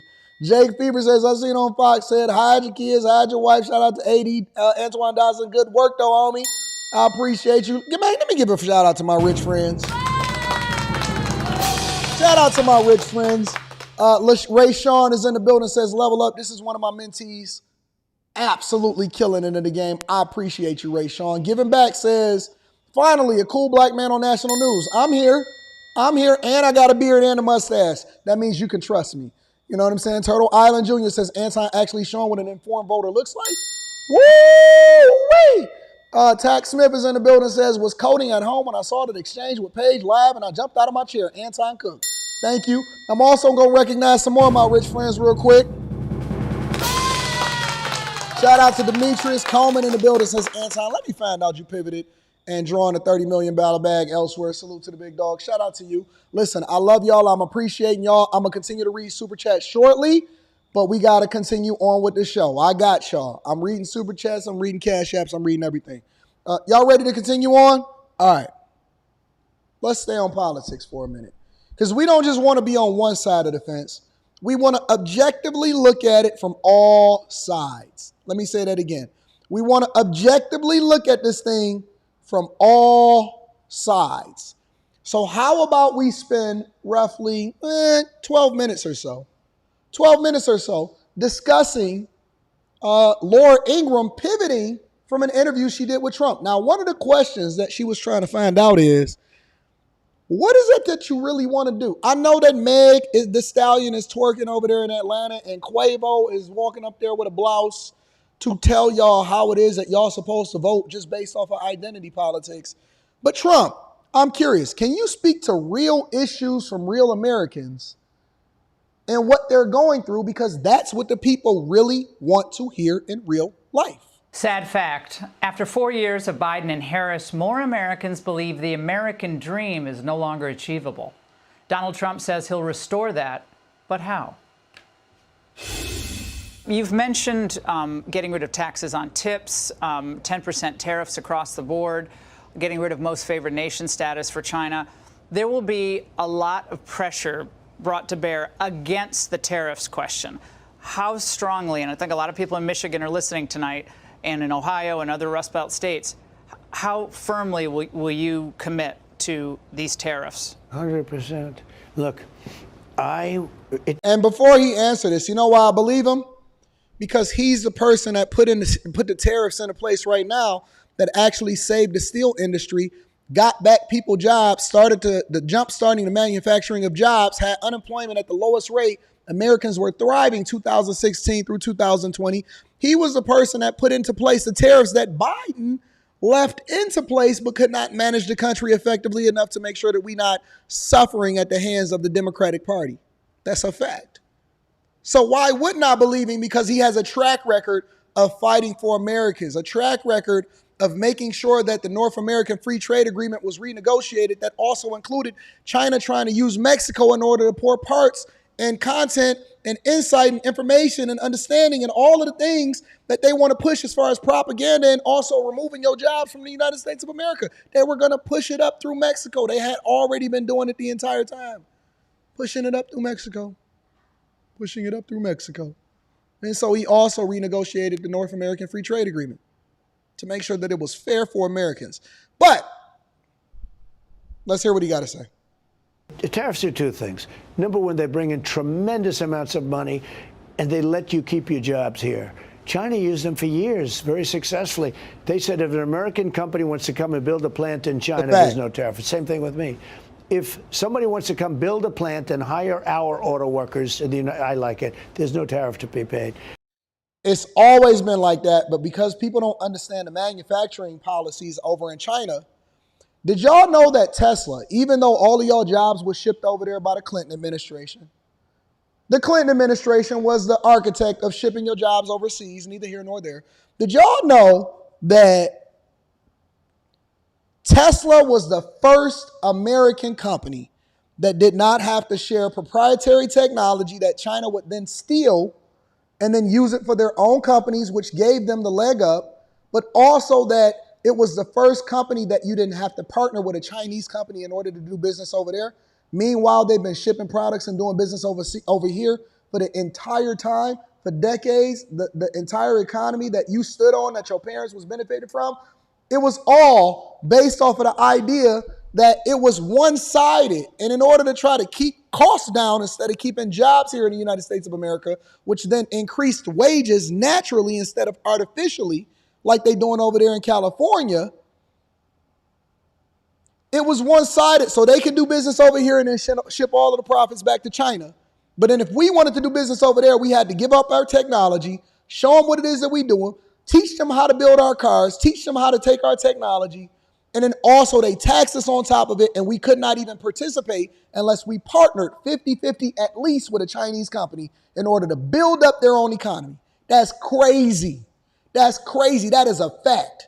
That is an absolute positive fact. Do your research. Understand exactly how these Democrats sold y'all out, sold your jobs, and now you want to sit here and have a conversation about whether or not tariffs is going to make it more expensive. No, tariffs saved the steel industry. Tariffs saved the steel industry. And why is the steel industry so meaningful to me? Because I still got friends that work there because I used to work in the steel industry. But China charges us hundreds. I mean, they charge us so much. Other countries are charging us tremendous tariffs. It's a way. Look at India. They said to Harley Davidson, you have a 200% tariff on a motorcycle. But if you build your plant in India, there's no tariff. So they go and they build a plant in India and so many other things like that. Tariffs are good. They also are good for something else, power. When a country starts getting fresh, when they start saying we're going to attack another country and you don't want them to, and you say, I'm sorry, if you do that, we're going to put tariffs on you. And, we're going to put tariffs. Do you know how many wars I stopped? Do you know that I had no wars? We had no wars. Remember when Hillary Clinton said, look at him, just look at him. Well, they looked at me, and the fact is that we had no wars other than I defeated ISIS, which had already started 100%. We're going to get to foreign policy in a minute, but I just want to stay on this. The number one issue is the economy.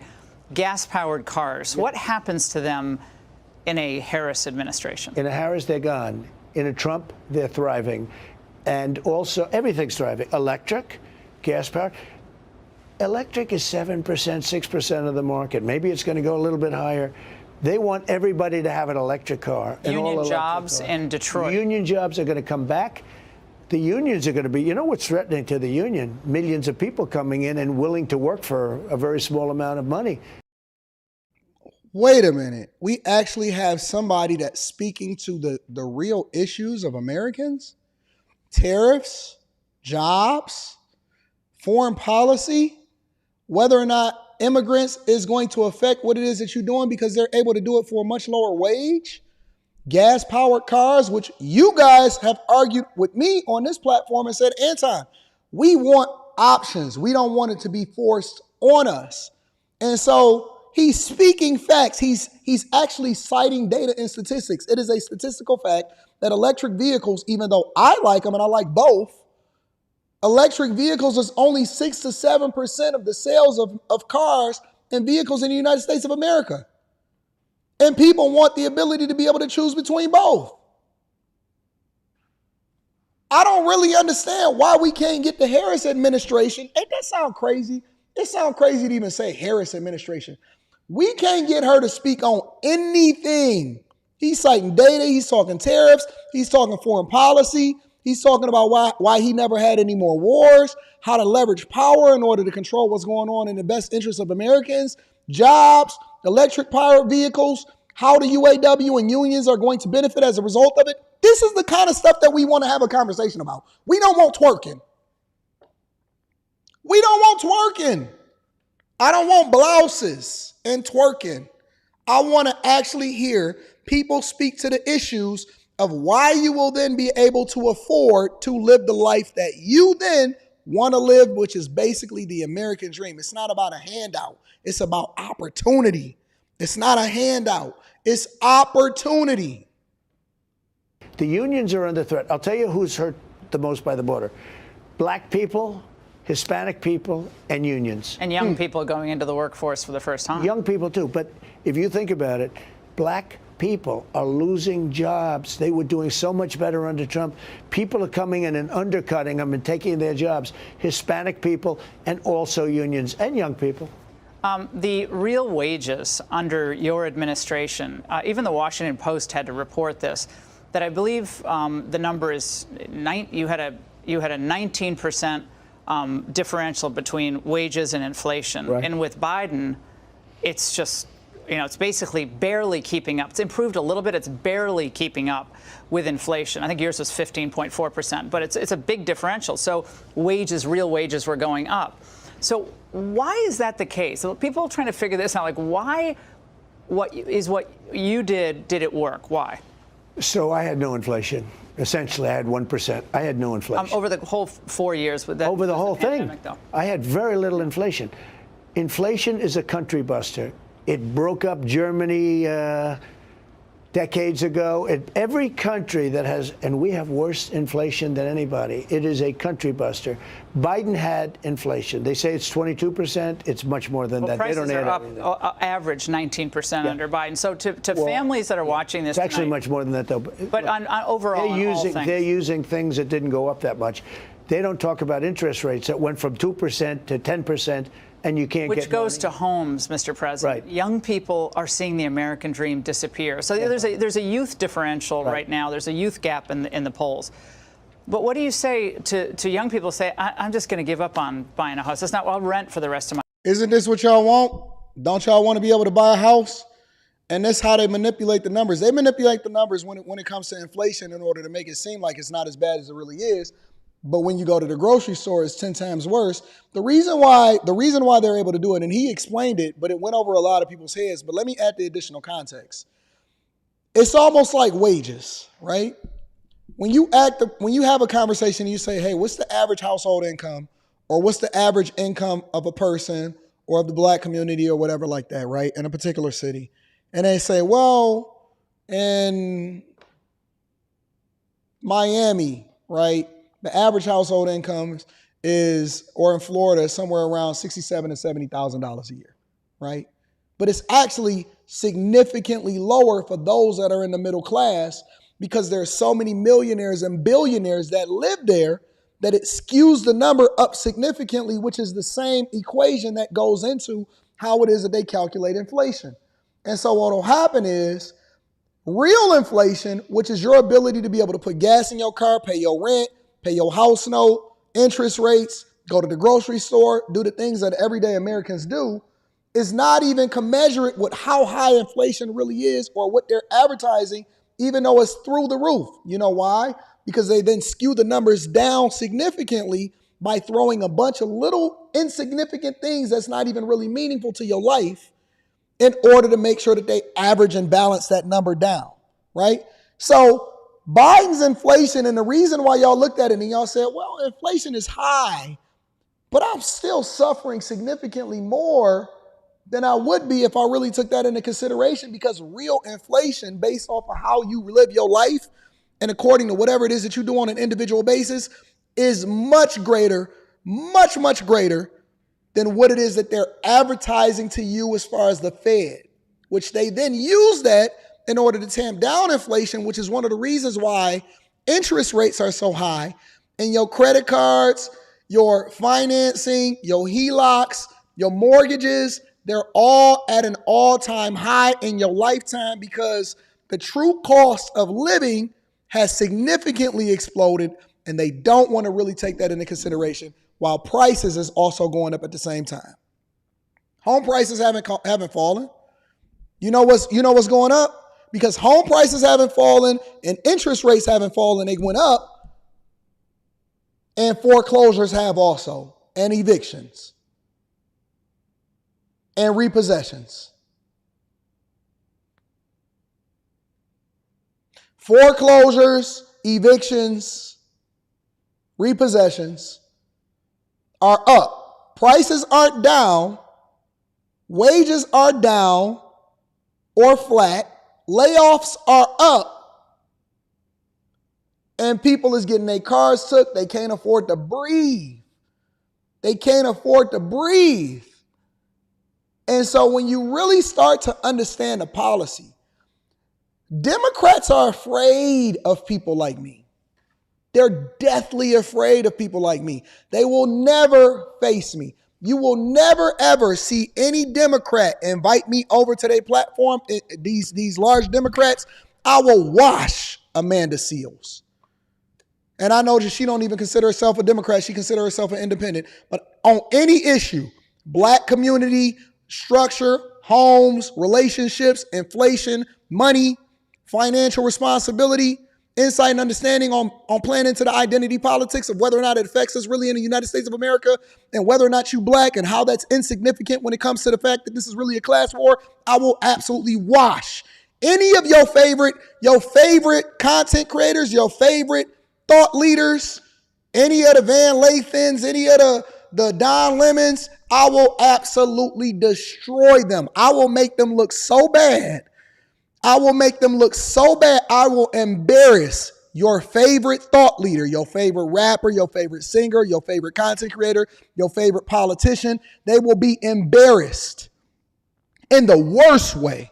You know what? I can get any person on here. I can get some of the most famous people on here that got 20 million, 30 million followers on Instagram. I could fly them right in, interview them right on that black couch. But you know who won't interview with me? You know who won't sit on these couch with me? Politicians. Politicians.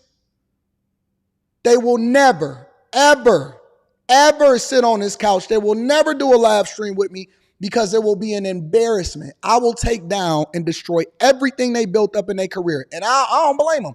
I wouldn't want to debate me either. I wouldn't want to debate. Who want to debate a person that understands money and how it plays into politics and whether or not your inflation is really what it is and what your wages really are and how it is that you're running in the Victim Olympics with a person that's well-versed like me. And I'm just a C student. Imagine if I actually paid attention in school. Imagine if I actually paid attention in school. I scare you. I scare you, and I understand. And the worst thing about it is that they can't even go back and pick apart my background because I'm actually a reflection of what you should be in your community. So when they talk about blackity black, but they're not even married to a black woman, what does that mean?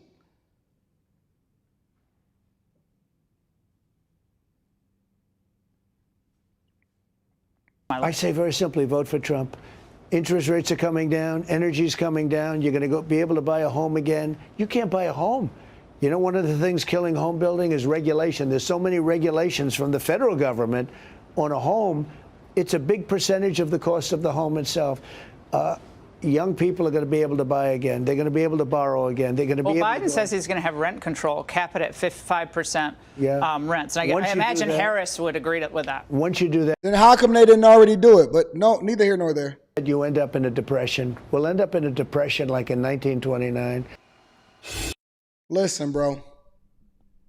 Listen. I guarantee you. And the thing that y'all need to really understand is that The reason why we call it the Democratic plantation is because they've tied you to the federal government in order for you to even be able to survive. So now the reason that the American dream is gone is because you don't have no option but to depend on them in order for you to actually even be able to put food in your mouth. That's why it's called a plantation. It's because you don't truly break out to become free. You have to depend on it in order to survive because you've tied yourself to it. Meanwhile, people are getting rich off the fact that you've now become a part of whatever it is that they think makes sense in order to fill their pocketbooks. Don't you know that immigration into this country is basically a play for people that then support the Democratic Party to continue to profit off of you and to leverage the fact that you're under duress in order to maintain power? The whole idea behind the Republican Party is that they want to give you the tools to do it yourself. You should have the opportunity to do it without so many barriers to entry. And our thought leaders and our mothers and our fathers sold us on the idea that, and this was the simplest explanation that they gave us when we was younger. They said, well, Republicans are for rich people and Democrats are for the poor. Thank God for removing the scales from our eyes. Thank God for removing the scales from our eyes. It's crazy. Crazy. Let me read some of these super chats. Shout out to 64ECG in the building. Says, keep rising, brother. I appreciate you. I am Mr. H is in the building. Says, too many black folks stuck in the morass of the past. That is why they will forever be stuck in a cycle of mental slavery, and liberals enable it. Jay Hunter Lee is in the building. Says, see students rock. Great job, AD. Proud of you, brother. Appreciate you. The Gray Way says, congrats, AD. Run it up 30 mil. Here we come. I want 35 now. The number up. The number went up. Congrats, sir. Well earned. I appreciate you, Jamal Parks. Mark Rush is in the building. Says, call me everything but a child of God because I did not vote black. Truth Turtle Island Jr. says, the fact black folks will come to the conclusion that you're a rat, that you're ratting, but can't digest the truth you are saying is crazy. I agree with you. Mr. Lott is in the building. Says, that boy good. Randy Watson. B Wise is in the building. Says, you good, fam? I'm great. Chad for Morris is in the building. Says, AD, you did your thing. You got me weak in the knees. I get, my voice is a little wild. I get so weak in the knees. I lose all control. Something come over me. Y'all know that song? That was before your time. Don't worry about it. We'll get there. We'll get you there. We'll get you there. Rochelle, shout out to you. Says, Kamala's dad is a Marxist. Apple don't fall far. I rock with it. Biz Q in the building says, Democrats call themselves progressives. Did you know Adolf studied progressivism to get his citizens okay with the maltreatment of Jews? Eugenics. Veronica Pepper says, Anton, that was a flawless interview, if I do say so myself. Thank you, baby. Thank you, baby. Shout out to Veronica. I love my V. What up, V? What up, V? VP in the building. This is my VP. That's my pick for VP of the United States of America. GR's Infantry says, yet to hear Kamala even identify as African-American or black. Also, she's strong-arming the Dems as a presidential candidate. Let me get a few more in here, and then we're going to continue on with the show, and I'm going to keep reading them. Jay Denoir 89 says, 80, put your chef's hat on, because I'm cooking. I'm cooking. Brother, you was cooking on Fox News. Cook, my guy. Cook. DJ Ace Production says, man, you have stirred the political hornet's nest. They don't want to see this. They don't want this. They don't want this smoke. It's hot in this kitchen. It's hot. It's hot in this kitchen. 80 singing, I'm going to get on my TV, mama. Mama, we made it. Mama, we made it. Enos Luby says, looking forward to the Stacey and Anton show. They're going to give you $100 million. The Fox segment was so on point. Talk your talk, black man. Talk your talk. Shout out to my people that's overseas. I appreciate you. Hey, Aaron says you spoke for yourself, but I feel like you represented my voice and vote on here. Thank you. Wake up, y'all. Let's wake up. We in a slumber, but we going to wake up. Victor Williams Jr. says, Anton, you absolutely cooked, and you look good on TV, if I do say so myself. I appreciate you. Thank you. Jay Jones in the building says, hey, do you turn them on with this brilliancy to you? Salute to you. I appreciate you. Jerome Wilson says, I believe it's going to come a time when blacks being conservative is not going to come as a surprise anymore. People are waking up. I appreciate it. Let me get one more in here, and then we're going to continue on with the show. Stacey cooked and got the sister locks flowing. I'm looking forward to seeing this tag team galvanizing, informing the masses. Shout out to High Tolerance. I appreciate y'all. Make sure y'all hit a like for the algorithm, subscribe to the channel, and turn on your notifications. If you have not already, make sure you subscribe to the Patreon. Link is in the description. We are going to give you the tools that you need in order to continue to be successful and run up a bag. You know what I'm saying? What we got in here? Venezuela. We got to go overseas for a minute. We got to keep y'all informed on what's happening overseas. Venezuelan is having a clash over an election. They saying that an election might have been stolen over there. Turning now to Venezuela, where violent protests have erupted over allegations that Sunday's presidential election was stolen by the country's authoritarian leader, Nicolas Maduro. The opposition candidate, who was strongly favored in the polls, says he has proof that he won. Lilia Luciano is the only U.S. network correspondent in Venezuela. It was widespread chaos on the streets of Venezuela Monday, as thousands of demonstrators across the country protested what they say was an attempt by President Nicolás Maduro to steal the country's presidential election. We were there as a brawl erupted in the capital, in Caracas. A group of protesters in the front of the line throwing the canisters of tear gas back at police. There's a lot of police motorcycles here confronting them. You're seeing a lot of tear gas. The group of protesters back there, some of them told us that they assembled peacefully, and that's when police started arriving and all of this confrontation started taking place. Soy Nicolás Maduro Moro, presidente. Maduro claimed victory for a third 6-year term, while challenger Edmundo González claimed to have the proof that he received 70% of the vote against Maduro's 30%. President Maduro took office in 2013, and during his presidency, more than 7 million citizens have fled the country over poverty and violence. I wonder where they went. Now, we have an estimated 10 to 15 million. Some put the estimation as high as 20. We have an estimated 10 to 15 million just over the span of the last 4 years, the last 3.5 years. They're saying that we have an estimated 10 to 15 million illegal immigrants flooding into this country to seek better opportunity or to commit crimes against people that are unsuspecting and didn't know that they were in their communities. They're getting food, they're getting housing, they're getting shelter, they're getting healthcare coverage, they're making sure that they're getting taken care of all across the board. I wonder where all of these people is going. Now, you got to remember that 7.7 million fled because I am paying attention to the fact that what's going over in Venezuela and stolen elections and all of that. But my biggest thing is two things. Number one, I want to know where it comes back to the money. And then number two, I want to know how it affects us as Americans. I want to know how this is directly tied to and correlating to us as Americans. They saying that an estimated 7.7 million fled since 2014. 2014. Now, one thing that I've always given Obama credit for is that they've always labeled him the deporter in chief. You know that. Those of you that are familiar with the Millionaire Morning Show, you know that. What Trump leapfrogged off of as far as the immigration policies and kept in place, the same way that Biden kept in place those tariffs that Trump instilled in our society, one of the things that Trump then leapfrogged off of, and then for some reason he experienced opposition. He experienced opposition and said, we don't want no more border walls. We don't want to protect our borders. We don't want to give no money to Homeland Security. We're going to make this a bipartisan deal that we have to negotiate. And what they did was they put in funding for Ukraine, Israel, and Taiwan into this bipartisan deal and this agreement in which they don't want to have this conversation. See, this is why they fear me. I'm going to reiterate some stances that I said in the last segment. This is why they fear me.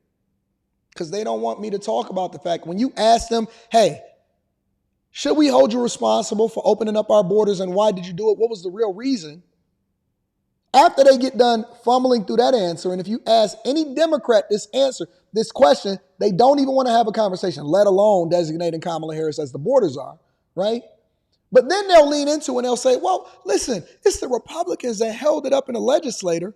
Why did you sue Texas for protecting its borders? Neither here nor there. We're not even going to go into that. Let's have a deeper conversation. All right, cool. We got a whole bunch of Venezuelans that's running into this country. They saying that that's one of the biggest demographic and population that is coming into the United States of America over the last 3.5 years alone, right? And so when you ask them the question, okay, listen, why did this have to be a bipartisan deal? I thought it was the federal government's job to protect our borders, not even just the individual states. Oh, so if I read that deal, they directly tied it to funding Ukraine, Taiwan, and Israel. So they were going to say, well, it was the Republicans' fault, but the Republicans wanted that to be a completely separate measure and issue as far as what money was going over there to Zelensky to fight a proxy war. And for us to be a part of NATO, which we're overwhelmingly giving the majority of funding for. It's not that the Republicans didn't want their borders protected. That's the landmark thing that they stood on. It was that they didn't want them to try to hold you over a barrel and say that we're going to give some money to Ukraine in the same package, in the same deal.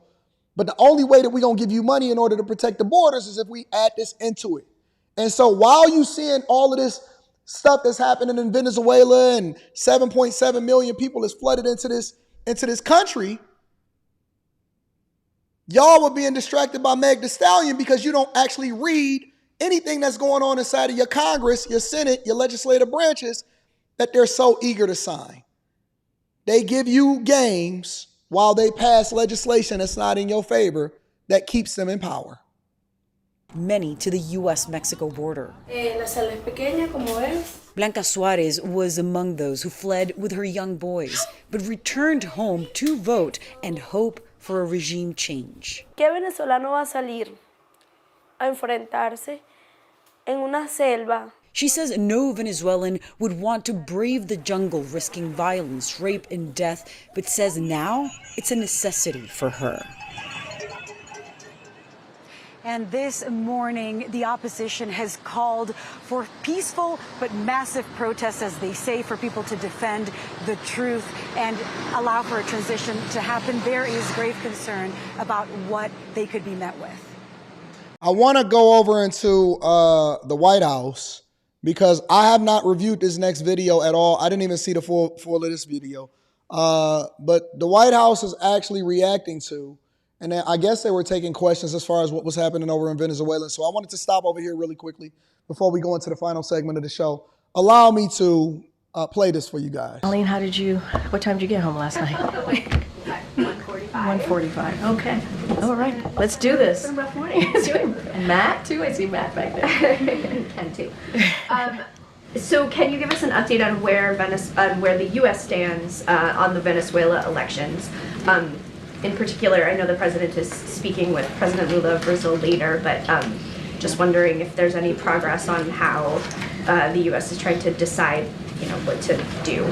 So a couple of things. I believed right before I walked out, a statement from the National Security Council spokes went out, so certainly refer you to that. But just to give you a little bit of what was in that statement, obviously the U.S. has been closely monitoring Venezuela's presidential election that took place on Sunday and the subsequent announcements by Venezuela's National Electoral Council. First, let me say that the U.S. applauds the Venezuelan people for their courage and commitment to democracy by participating in this election in the face of repression and adversity.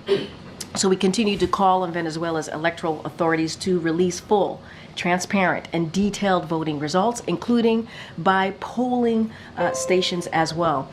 This is especially critical given that there are clear signs that the election results announced by the Venezuela's National Electoral Council do not reflect the will of the Venezuelan people as it was expressed at the ballot box on July 28th. We are also reviewing other electoral data shared by civil society organizations and the reports of international election monitors. The United States stands on the side of the democratic aspirations of the Venezuelan people, including supporting their right to express their views freely and with. So basically what she's saying is that the United States of America hasn't taken a position as far as who's the clear winner of the election. The United States, I'm going to break it down from a C student's perspective. They're doing a lot of reading, they're doing a lot of bloviating, right? And what she's basically saying is that the United States of America supports a free or a democratic election to which the people pick their leader. Basically saying we want fair and we want the people to be able to support themselves. They're not taking a position. They're not saying who's the winner is or anything like that. That's largely what she's saying. The United States of America supports the idea of a fair election and that the people should be able to get the right leader based off of who they voted for. Could have saved that answer and said that, listen, we want them to have the right election and we want the right leader to be in office. You don't have to do all of this extra word salad. Just give it to me straight. Give it to me like a child. Without reprisal. So that is where we stand. And again, we're just going to not get ahead of that. But we've been very clear about the election results. Unclear. Can you help us understand a little bit about what the president was talking about last night? He was asked when he'd go campaign for Vice President Harris, and he said, well, I did today. I was wondering if there was yesterday, was there a campaign element to yesterday? Was he sort of talking broadly? I just wondered if you could help us. So, as you know, the president gave a little. Is this when we came back at 1:15 a.m. and 1:15 a.m. on the South Lawn? The president took a couple of your colleagues' questions. I think he was. I thought Biden would be in the bed by 8:30. Ain't that what he said? He said he's gonna start going to bed by 8:30. I don't know. I did not ask him about that particular answer. My guess is he was speaking more broadly. Look. At the end of the day, I'm not going to speak for the campaign, not going to speak to the president's campaigning schedule. That is something for the campaign to speak to. But they are partners in this administration, the president and the vice president. As you know, we announced SCOTUS reform at LBJ. LBJ. All right, let me break it down again from a C student's perspective. We don't have a position. We're partners in this. And so I'm not going to speak to the campaign. Kamala has nothing that she can speak to as far as where she stands on any issue outside of abortion. The only thing that we know for sure, and two things is for certain, is that Kamala stands for the idea that it is a federal issue. Even though Trump said it's a state's issue, Kamala said that it is a federal thing that should be taking place as far as determining whether or not you should be able to get an abortion in the United States of America across the country. Trump said it's an individual states issue. That's the only thing that I have clarity on as far as where she stands. That's it. I don't hear anything. Even when it comes to Biden being the one that is the president of the United States of America today, he does not have a position at all. At all. Hey, listen, we stand together. We're going to campaign together. We don't have an official statement yet. We don't know what's going on. We just monitoring the situation. That's basically what they're saying. We're monitoring. We're going to pay attention to what happens over there. We're going to pay attention to it. We got our eyes on it. We got our eyes on it, guys. Library just yesterday in Austin, and that was an important moment. That was an important moment to talk about where we are today. And the president met the moment talking about how no one is above the law here and how important the rule of law. I just started the top of the briefing talking about how it's so important to have the freedom of the press, right? And how we've had this is the 500th briefing. It is also important for our democracy. And so obviously the president and the vice president were partners in making that announcement in the sense of how they were going to move forward, of the three things that he laid out on what reform looks like for this administration. As it relates to the campaign, don't have anything specific to share, but this is certainly the Biden-Harris administration, and everything that we have done the past 3.5 years, we want to continue to do moving forward. So you want to keep letting our borders open and letting Venezuelans in. And that's what the translation is for me, because I have no clue on where you stand on this issue outside of the fact that they have not closed our borders. Zero clue. We got a bunch of fentanyl in here that's killing people. Shout out to Philadelphia out there looking like zombie land. But they didn't actually say anything at all. Zero. Zilch, nada. They said nothing. We don't have a position on this. We don't stand on anything. We have no more clarification other than what Anton had already shown you. And so we're going to monitor this situation because the Harris-Biden administration is a team. Let me read some of these super chats, and then we're going to go over to the last part of the show. I had to put my hat on backwards for that one. You know what I'm saying? Hard Heads is in the building, says, Mama, there goes that man. In my Mark Jackson voice. Shout out to you. Chris Hutchinson is in the building, says, Black Twitter is going to be on fire today. And man, the Seals and company about to send you coal for Christmas. I'm already rich. Boy, you know you got Laura a little damp down there. Oh, listen. We got to give Laura some credit. Shout out to Laura. New name, Chef Time Dog. I'm in the building. Tell Tiege Hanley the price of the bricks just went up. I gave Tiege Hanley a good deal. Gave him a good deal, a beneficial deal for us all. But shout out to Tiege Hanley. Purple Haze in the building says, off topic, do you think the election was placed the same year of the Olympics as a distraction to us? No. The Olympics happen every single year at the same time. The elections happen every single year at the same time. It's just a coincidence. In that instance, I think it's just a coincidence. Darkside says Kamala Harris and company are trying to recapture the rapture of the Obama era. It's not working. The biggest distraction from the real issues, including incompetence, abdication of responsibility, and lying for votes. Shout out to Darkside. I appreciate you. Lucid Perspective says, you get an appearance on Fox, you officially made it. Did I? I still feel like I got work to do, to be honest with you. Tyler Reed says, WGN9 reports that Tiffany Hinger has fired her top aide, Keith Freeman. I ain't been able to pay attention to them local politics over in Chicago in a while, but I'll get there. Tech Coach Ralph says, great debut on Fox. We running it up. Shout out to my fam. Jamal Park says, just don't forget us bag chasers as you go up. Why would I ever forget my bag chasers? Y'all my heart. Y'all my soul. You know what I'm saying? You got a lot of young men following in your footsteps. Don't leave us behind. And if you ain't been a bag chaser all this time, it's almost too late. Make sure y'all join the Patreon. Link is in the description as well as pinned to the top of the chat. I might have to push Stock Club out because I'm losing my voice. I need to rest my voice. Forsaken Archive says, did you see Russia and China's jets flying over Alaska 2 weeks ago? About a week ago. I didn't. Send me that story on my email, AntonDaniels413@gmail.com. Note the fluidity within the dialogue. This man is giving us facts and data. Talking about Trump, I'm just waiting for this debate. Resurrect Men's is in the building, says Anton versus Roland Martin would be a wash. Would be a wash for him, absolutely. Mama Joe's is in the building, says Kamala has yet to tell the people who her running mate is. And if you notice how quiet Obama and Biden is, well, Biden got to get permissions from his handler to even come outside. And that handler might even be Michelle. Let me give a shout out to my people on Cash App. Says Dylan KO says, more than proud of you, man, as always. Thank you, Dylan. I appreciate you.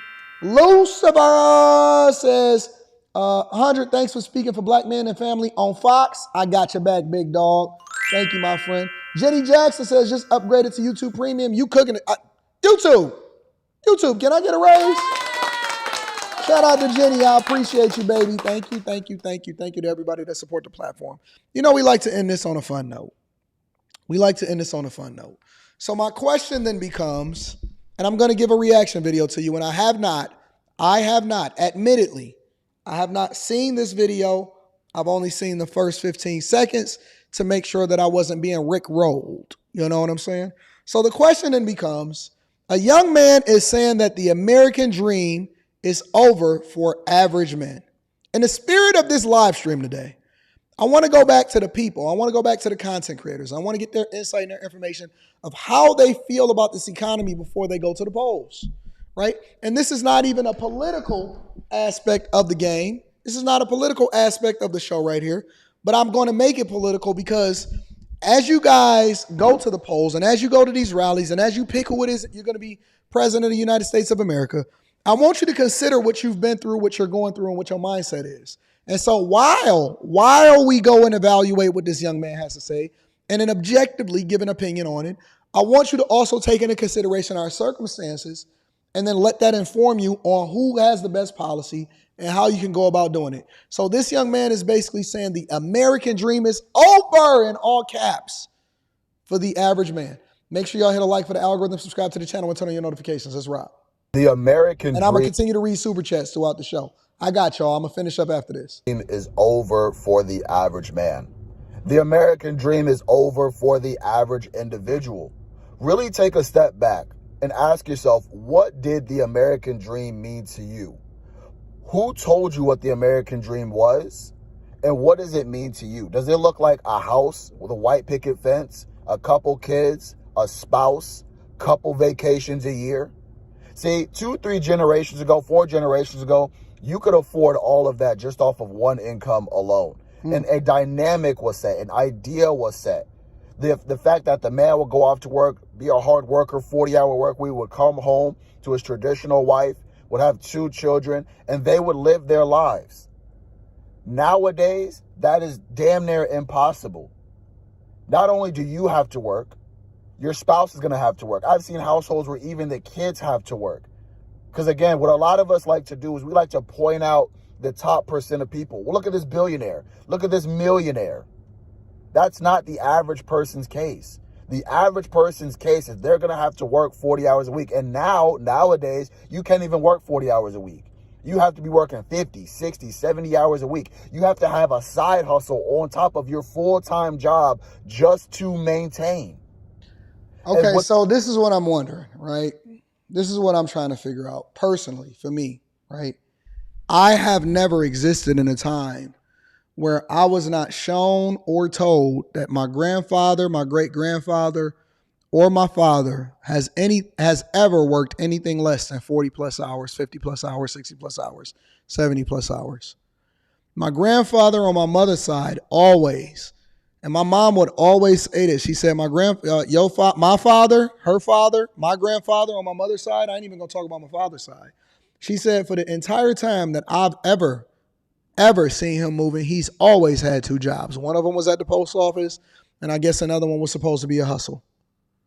And they had 13 kids. They had 13 kids. And so, yes, my grandmother never, ever worked. She never had a regular job in her entire life.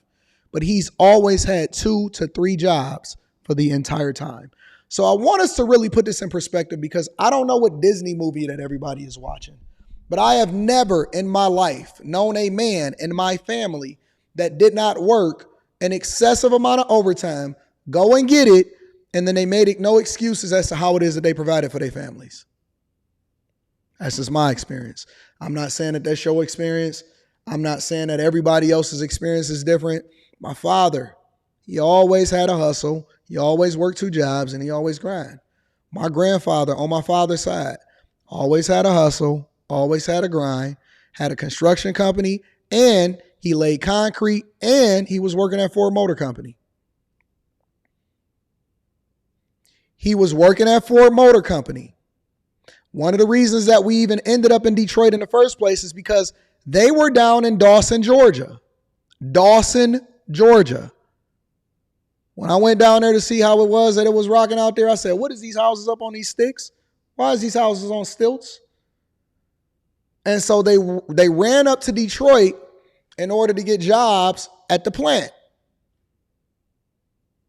And they were also, when they got off, and it was a possibility that they would get laid off sometimes, and then they would get called back, they was also laying concrete and building a construction business. And so I have never in my life, and I'm 42 years old, I've always had multiple jobs and multiple hustles. I personally don't know that the American dream is to just work 40 hours because I don't know who put the caveat on how many hours you were supposed to work. I've never known what 40 hours look like. I've never worked 40 hours in my entire life. I've never worked 40 hours in my entire life. I've always went and got it. Always went and got to it. Now, that's not saying that your experience may be different. Your experience very well may be different. But I think that the misunderstanding with a lot of these young guys is that somebody is going to give you something or somebody owe you something. It's not. You get it where you live. You get it where you live. So let me hear what the rest of you got to say. What these people are doing is they're gaslighting you into believing that, oh, bro, it's your fault. You're not working hard enough. But again, that's the reason why when you start to wake up and you start questioning things around you, you start making different decisions. I remember when I traveled out the country and I realized not only was it the same way that the prices were low for me, but when I looked at the economy of others, I realized that they're going through the same thing. However, they're not chasing materialism the same way that a lot of us Americans are, or a lot of us in the West. Because I know Canada has this problem. I know Australia has this problem. I know the UK has this problem. And of course, America has this problem. Why are we pretending? Why are we allowing... Let me tell you something about Canada. Canada is jacked up right now, big dog. It's jacked up. Anton, how do you know? Because I live in Detroit. Detroit is literally 15, 20 minutes away from Canada. I can go over the bridge and be in Canada in 20 minutes right after I get off of this show. I got friends that come over here in the United States of America. They are from Canada. They come over here and they work over in America, over here in Detroit. I have friends in Canada that drive over here 20, 25 minutes to take them a little bit longer in rush hour traffic, and they work here in Detroit. Canada is jacked up. Don't you know that Canada, their taxes is out of control? That what you call universal health care that they've instilled, but the people over in Canada don't even like it? On top of that, let's say you go to another country. Let's say you go down to Mexico. You live in Mexico City, right? Let's say you go to Colombia. Of course they're going to invite you over there. Of course they want you over there because the government wants your dollar and they want you to bring in the dollars in order to support their economy. But guess what? The people don't like you there. If you go over to Mexico City, you go into another country, let me tell you something, bro. It's not that they're not stuck on materialism. It's that they don't have no other options and they don't have the ability to be able to provide for themselves. So then it then becomes a game of survival. Has nothing to do with materialism. But when you come there and then you fuck up what it is that they got going on as far as gentrifying what they have happening, you then raise the prices similarly to how it is that you're complaining that Californians move over to Texas and Florida and Nashville and then price you out. So you're then saying, you then become the problem instead of us fixing what's happening on our own soil. And I'm not blaming nobody from doing what they're doing. I'm just telling you the truth. Instead of us fixing what's happening in California, instead of us fixing what's happening on American soil, instead of us fixing what's happening in the United States of America and all of these democratic hellholes that we complaining about, that we vote for our leaders in, that is basically a representation of the people that then voted them in office, what happens is when you go into these other countries and you say, oh my God, the cost of living is significantly lower. The people is secretly hating you because they saying that y'all raising the prices and we used to just pick berries and fruits.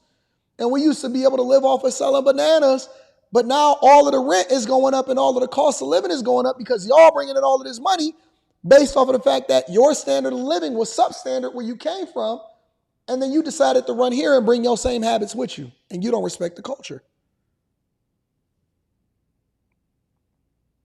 We're not compassionate, we're not empathetic, and we're not culturally understanding of where we then throw other people under the bus and then remove their standard of living and how we affect other people the same way that we say other people are affecting us, and we don't want Californians to come into Texas.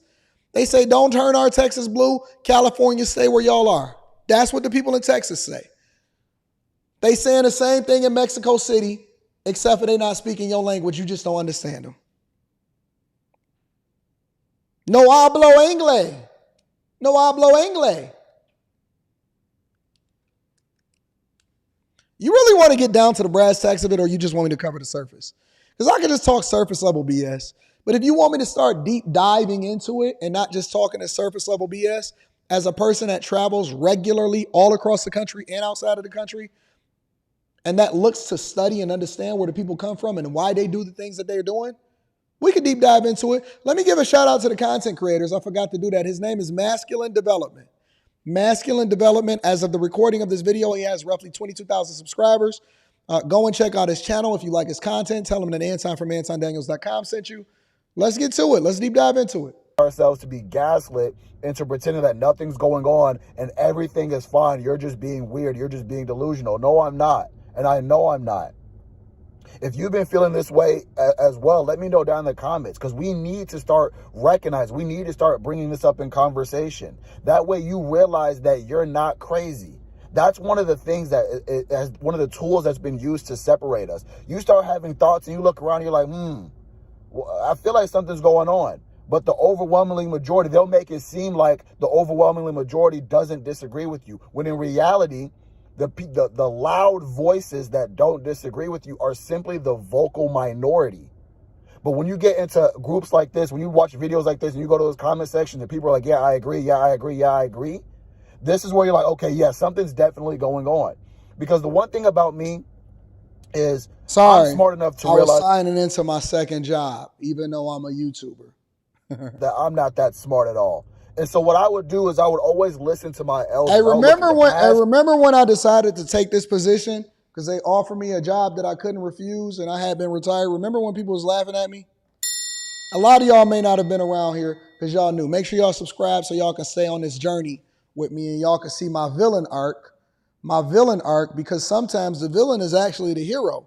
You thought that the villain was Thanos and he wasn't. He was actually the hero. Stick around, subscribe so you can see my villain arc. I seen people literally laughing at me when I took this position. And I said, all money in, I'm not letting no bag escape. And they laughed at me and they said, he got a regular job. They looked down upon me because I had a corporate position that gave me great benefits, bonuses, equity into the company. They laughed at me. They seriously laughed at me because I had got a second position, another position in corporate America. They laughed at me. Now they out here struggling, making TikToks and YouTube videos talking about it's hard out here for a pimp. They seriously laughed at me. And I said, all right, I'll see y'all at the end of 2024 in election season. We're going to see who won. I said, I'm going to see y'all at the end of the 2024 election season, and we're going to see who came out on top. Trying to tell you, I'll be right. You may not have recognized it. But I'll be right. I'll be right 100% of the, maybe 98% of the time, 99%. But I'll be right. And then we leveraged the money to continue to pour it into the things that was meaningful, and they still was laughing. We still building an arc. Make sure y'all tap into the Patreon. Link is in the description as well as pinned to the top of the chat. What are the younger kids are doing? I'm looking ahead. What are the older people doing? And I'm realizing that if you aren't a person that was in the military and you did your 20 years and you were smart with your money and you retire, you're getting paid for that. If you didn't have that type of pathway, or you weren't able to work for a job for the 40 years and save up a pension, if you didn't have that, the American dream is damn near dead for you. And even some of those people on that path, again, we talked about this the last video, they were so close to getting the things that they were wanting to just for something traumatic like a divorce to happen. And now they're set back 10, 15, 20 years. I see so much complaint. This isn't what I signed up for. See, a lot of us realize that the things that we want, we're like, oh, we want this, we want this, we want the Lamborghini, we want the big house, we want all these things. And you're told this from a kid that, yeah, this is the things that you want. But I seen the poster. I said, that's a beautiful Diablo. I love that Lamborghini Countach. I love that Porsche 911. I got to have it. And then guess what? I got it. It's a mindset that then translates into your actions. And a lot of times we got self-inflicted wounds. I understand that it's inflation. I understand the economy is bad. I understand that things is going wrong.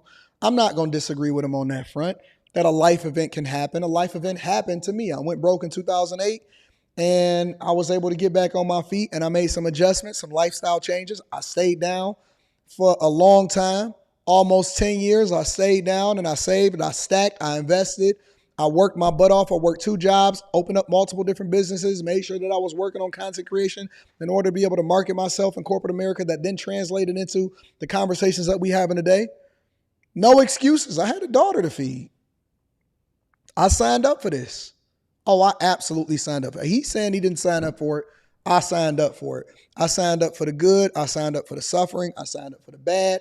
I signed up for the greatness. I signed up for everything that comes along with this journey. I love this life. I love this life. I love the game. I love hustling. I love outworking you. I love going to get it. I love riding on private planes. I love first class. I love Delta One. I love my cars. I love the ability to be able to go out there and change lives. I love my employees. I love going to get it. This is the sentiment of a man. We go through it so that we can get to it. We go through it so we can get to it. Maybe it's time for some of y'all to move back home. Maybe you shouldn't have went out there and got a car note because you thought that you deserved it versus what you earned. Maybe it's time for you to actually start stacking your money and then investing it and joining in the chaser so that we can align ourselves with a group of people that's going in the direction that we're going. And maybe it's time for us to let go tricking off on these hoes. You don't deserve to trick on hoes. Maybe it's time for us to stop having children out of wedlock so that we don't have to depend on the system in order to be able to take care of our children. Maybe we need to stop shacking up and start marrying. Maybe we need to get back to traditional values. Maybe we need to vote a little bit differently. There's so many different things that we can do in our communities that ultimately help us. And I understand the venting sessions. I do. But at the end of the day, you have to have the mentality that nobody is coming to save you, especially as a man. Nobody is coming to save you, big dog. As I start to get older, as I start to discover who I am as a man, I realize, listen, Lamborghinis are cool. Really big houses are cool. Listen, they're cool. Somebody said Anton got major survivor's bias. It's harder now when you're starting from scratch versus 10 to 15 years ago. Are you insane? Are you out of your effing mind? Dog, I don't know how old you are, Matt C., but anybody that was outside in 2007, 6, 7, 8, and 9, those 4 years, shout out to the Bush, the second Bush, absolutely one of the worst presidents in my lifetime. I think that he would be considered the worst president in my lifetime. If anybody was outside in 2007, 2008, let me tell you something. You don't know what famine looks like. Dog, don't you know that I was in the worst hit city in the United States of America that filed for bankruptcy, that we lost hundreds of thousands of jobs in the automotive sector alone in 2008? Dog, I seen people fighting on getting a job in the bee suit. You know the bee suit? It was called Wesley Berry Flowers. And you put on this bee suit or you put on that Statue of Liberty when it's tax time and you be twirled on the sign and stuff like that. I seen people fighting for the bee suit. People was trying to get that bee suit. $30 an hour, $15 an hour. Niggas was just happy to be alive. We didn't have Uber. We didn't have gig economy. We didn't have work. You know what we was doing? I swear to God, let me tell you something, bro. Y'all have no idea what the hell you talking about. Dog, when I got off of work, I was shoveling snow. When we prayed for snow in 08 so that we can go out there, and I was 26 years old walking in the neighborhood to go and ask people that they need their snow shoveled. Are you out of your mind? Do you know that people actually jumped off of buildings and killed themselves because they was losing their homes? Do you know what it's like to lose a home? Do you know what it's like to have all of your cars repossessed and have no way to get to work? I was rolling around with a shovel in my car to go and shovel snow to make extra money to ensure that my baby had diapers. You have no clue what it's like to deal with people that were en masse losing their homes and they were killing themselves. It's harder now because you out of your mind. I had a 100% sales job. I was door to door cold calling. Me and my dog Jeffy. Man, you have no fucking idea what you talking about, bro. Is out of his mind. Survivor's bias. No, I never forgot what it took in order to hustle. When I said that my daughter will never, ever in life, ever experience, bro. Dog, I walk so many miles on a regular basis in order to hit as many doors as the sunlight would allow for me to be able to hit, that I would come home and my wife would rub my feet because I had flat feet and my feet was killing me, but I had to do it the next day. We was only supposed to work Monday through Friday when businesses was open. So what I did was I would work Saturday and Sunday because I knew that everybody else was chilling at the crib and that the requirement was to work Monday through Friday because that's technically business hours. But I was just doing the extras because I want a bigger commission check. So at the end of the month, I wanted to be number one on the list, get the bonus check, get the incentive check, and then also make sure that I make as much money as possible because you eat what you kill. And then on top of that, at night, I will go and shovel snow in the wintertime and cut grass. And take it wasn't you could just go and get an app and sign up in order to go and get some extra money, gig economy, DoorDash, go and ride your bike and nothing like that. It wasn't none of that. It was you eat what you kill. You got to go out there and hustle, dog. Go hustle, dog. Man, I hustled. I did whatever it took. I went and got a job at Home Depot stocking overnight. I got a job at Home Depot stocking shelves overnight. That is the honest to God truth.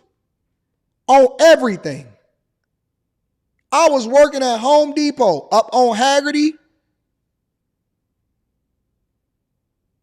overnight. Had to be there at I think at like 11:30 if I'm not mistaken. Hustling. I would go and sleep in my car on my break. I wouldn't even eat lunch because I was so sleep deprived. I would just go to sleep in my car. Pray to God that I woke up on time so I can get back to work. Sometimes I overslept. I had to snip back in acting like I was still on my break because we didn't have to punch out for lunch. Stocking shelves at Home Depot, shoveling snow, working a full-time job. I was thankful to God when I got my job when I first got another position. I was thankful. And I was enrolled in school full-time online. That's the only thing that really saved me is that I was able to go to school online at my local community college. You don't know what you talking about. We started practicing group economics. It was me, my dad, my mom, my wife, my daughter, my brother. We was all in the same crib. And I still own that crib today. I still own that house today. We was all in the same house. All of us. All of us. We were splitting bills. I had the cable bill. My brother had the electric bill. We worked our ass off. Survivor's bias. Man, y'all better get the hell out of here with that. I don't even want to watch this video no more because y'all taking me back. Y'all taking me back, bro. Y'all taking me back. Jesus Christ, bro.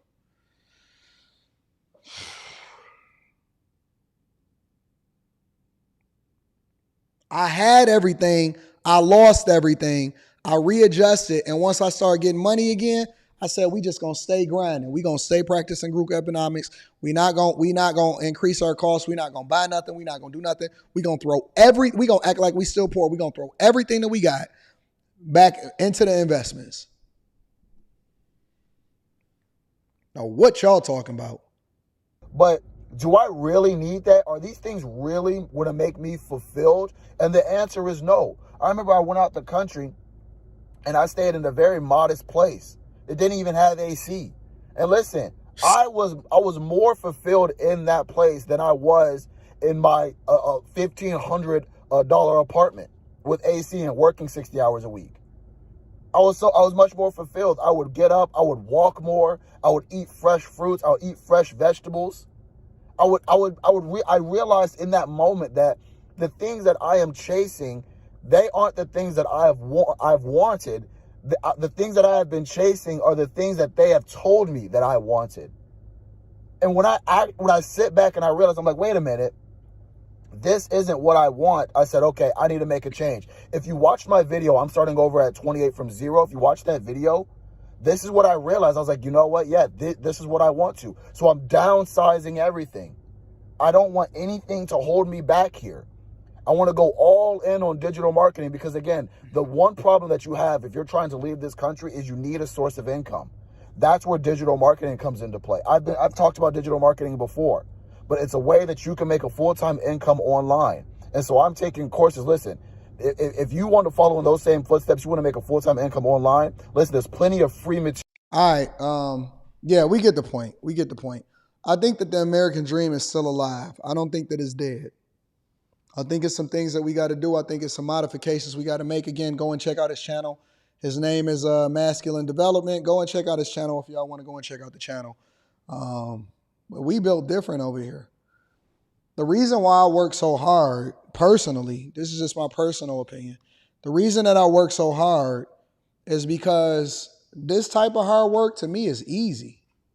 Telling me all I got to do is 16 and I got air conditioning and I got my own studio that I built for myself.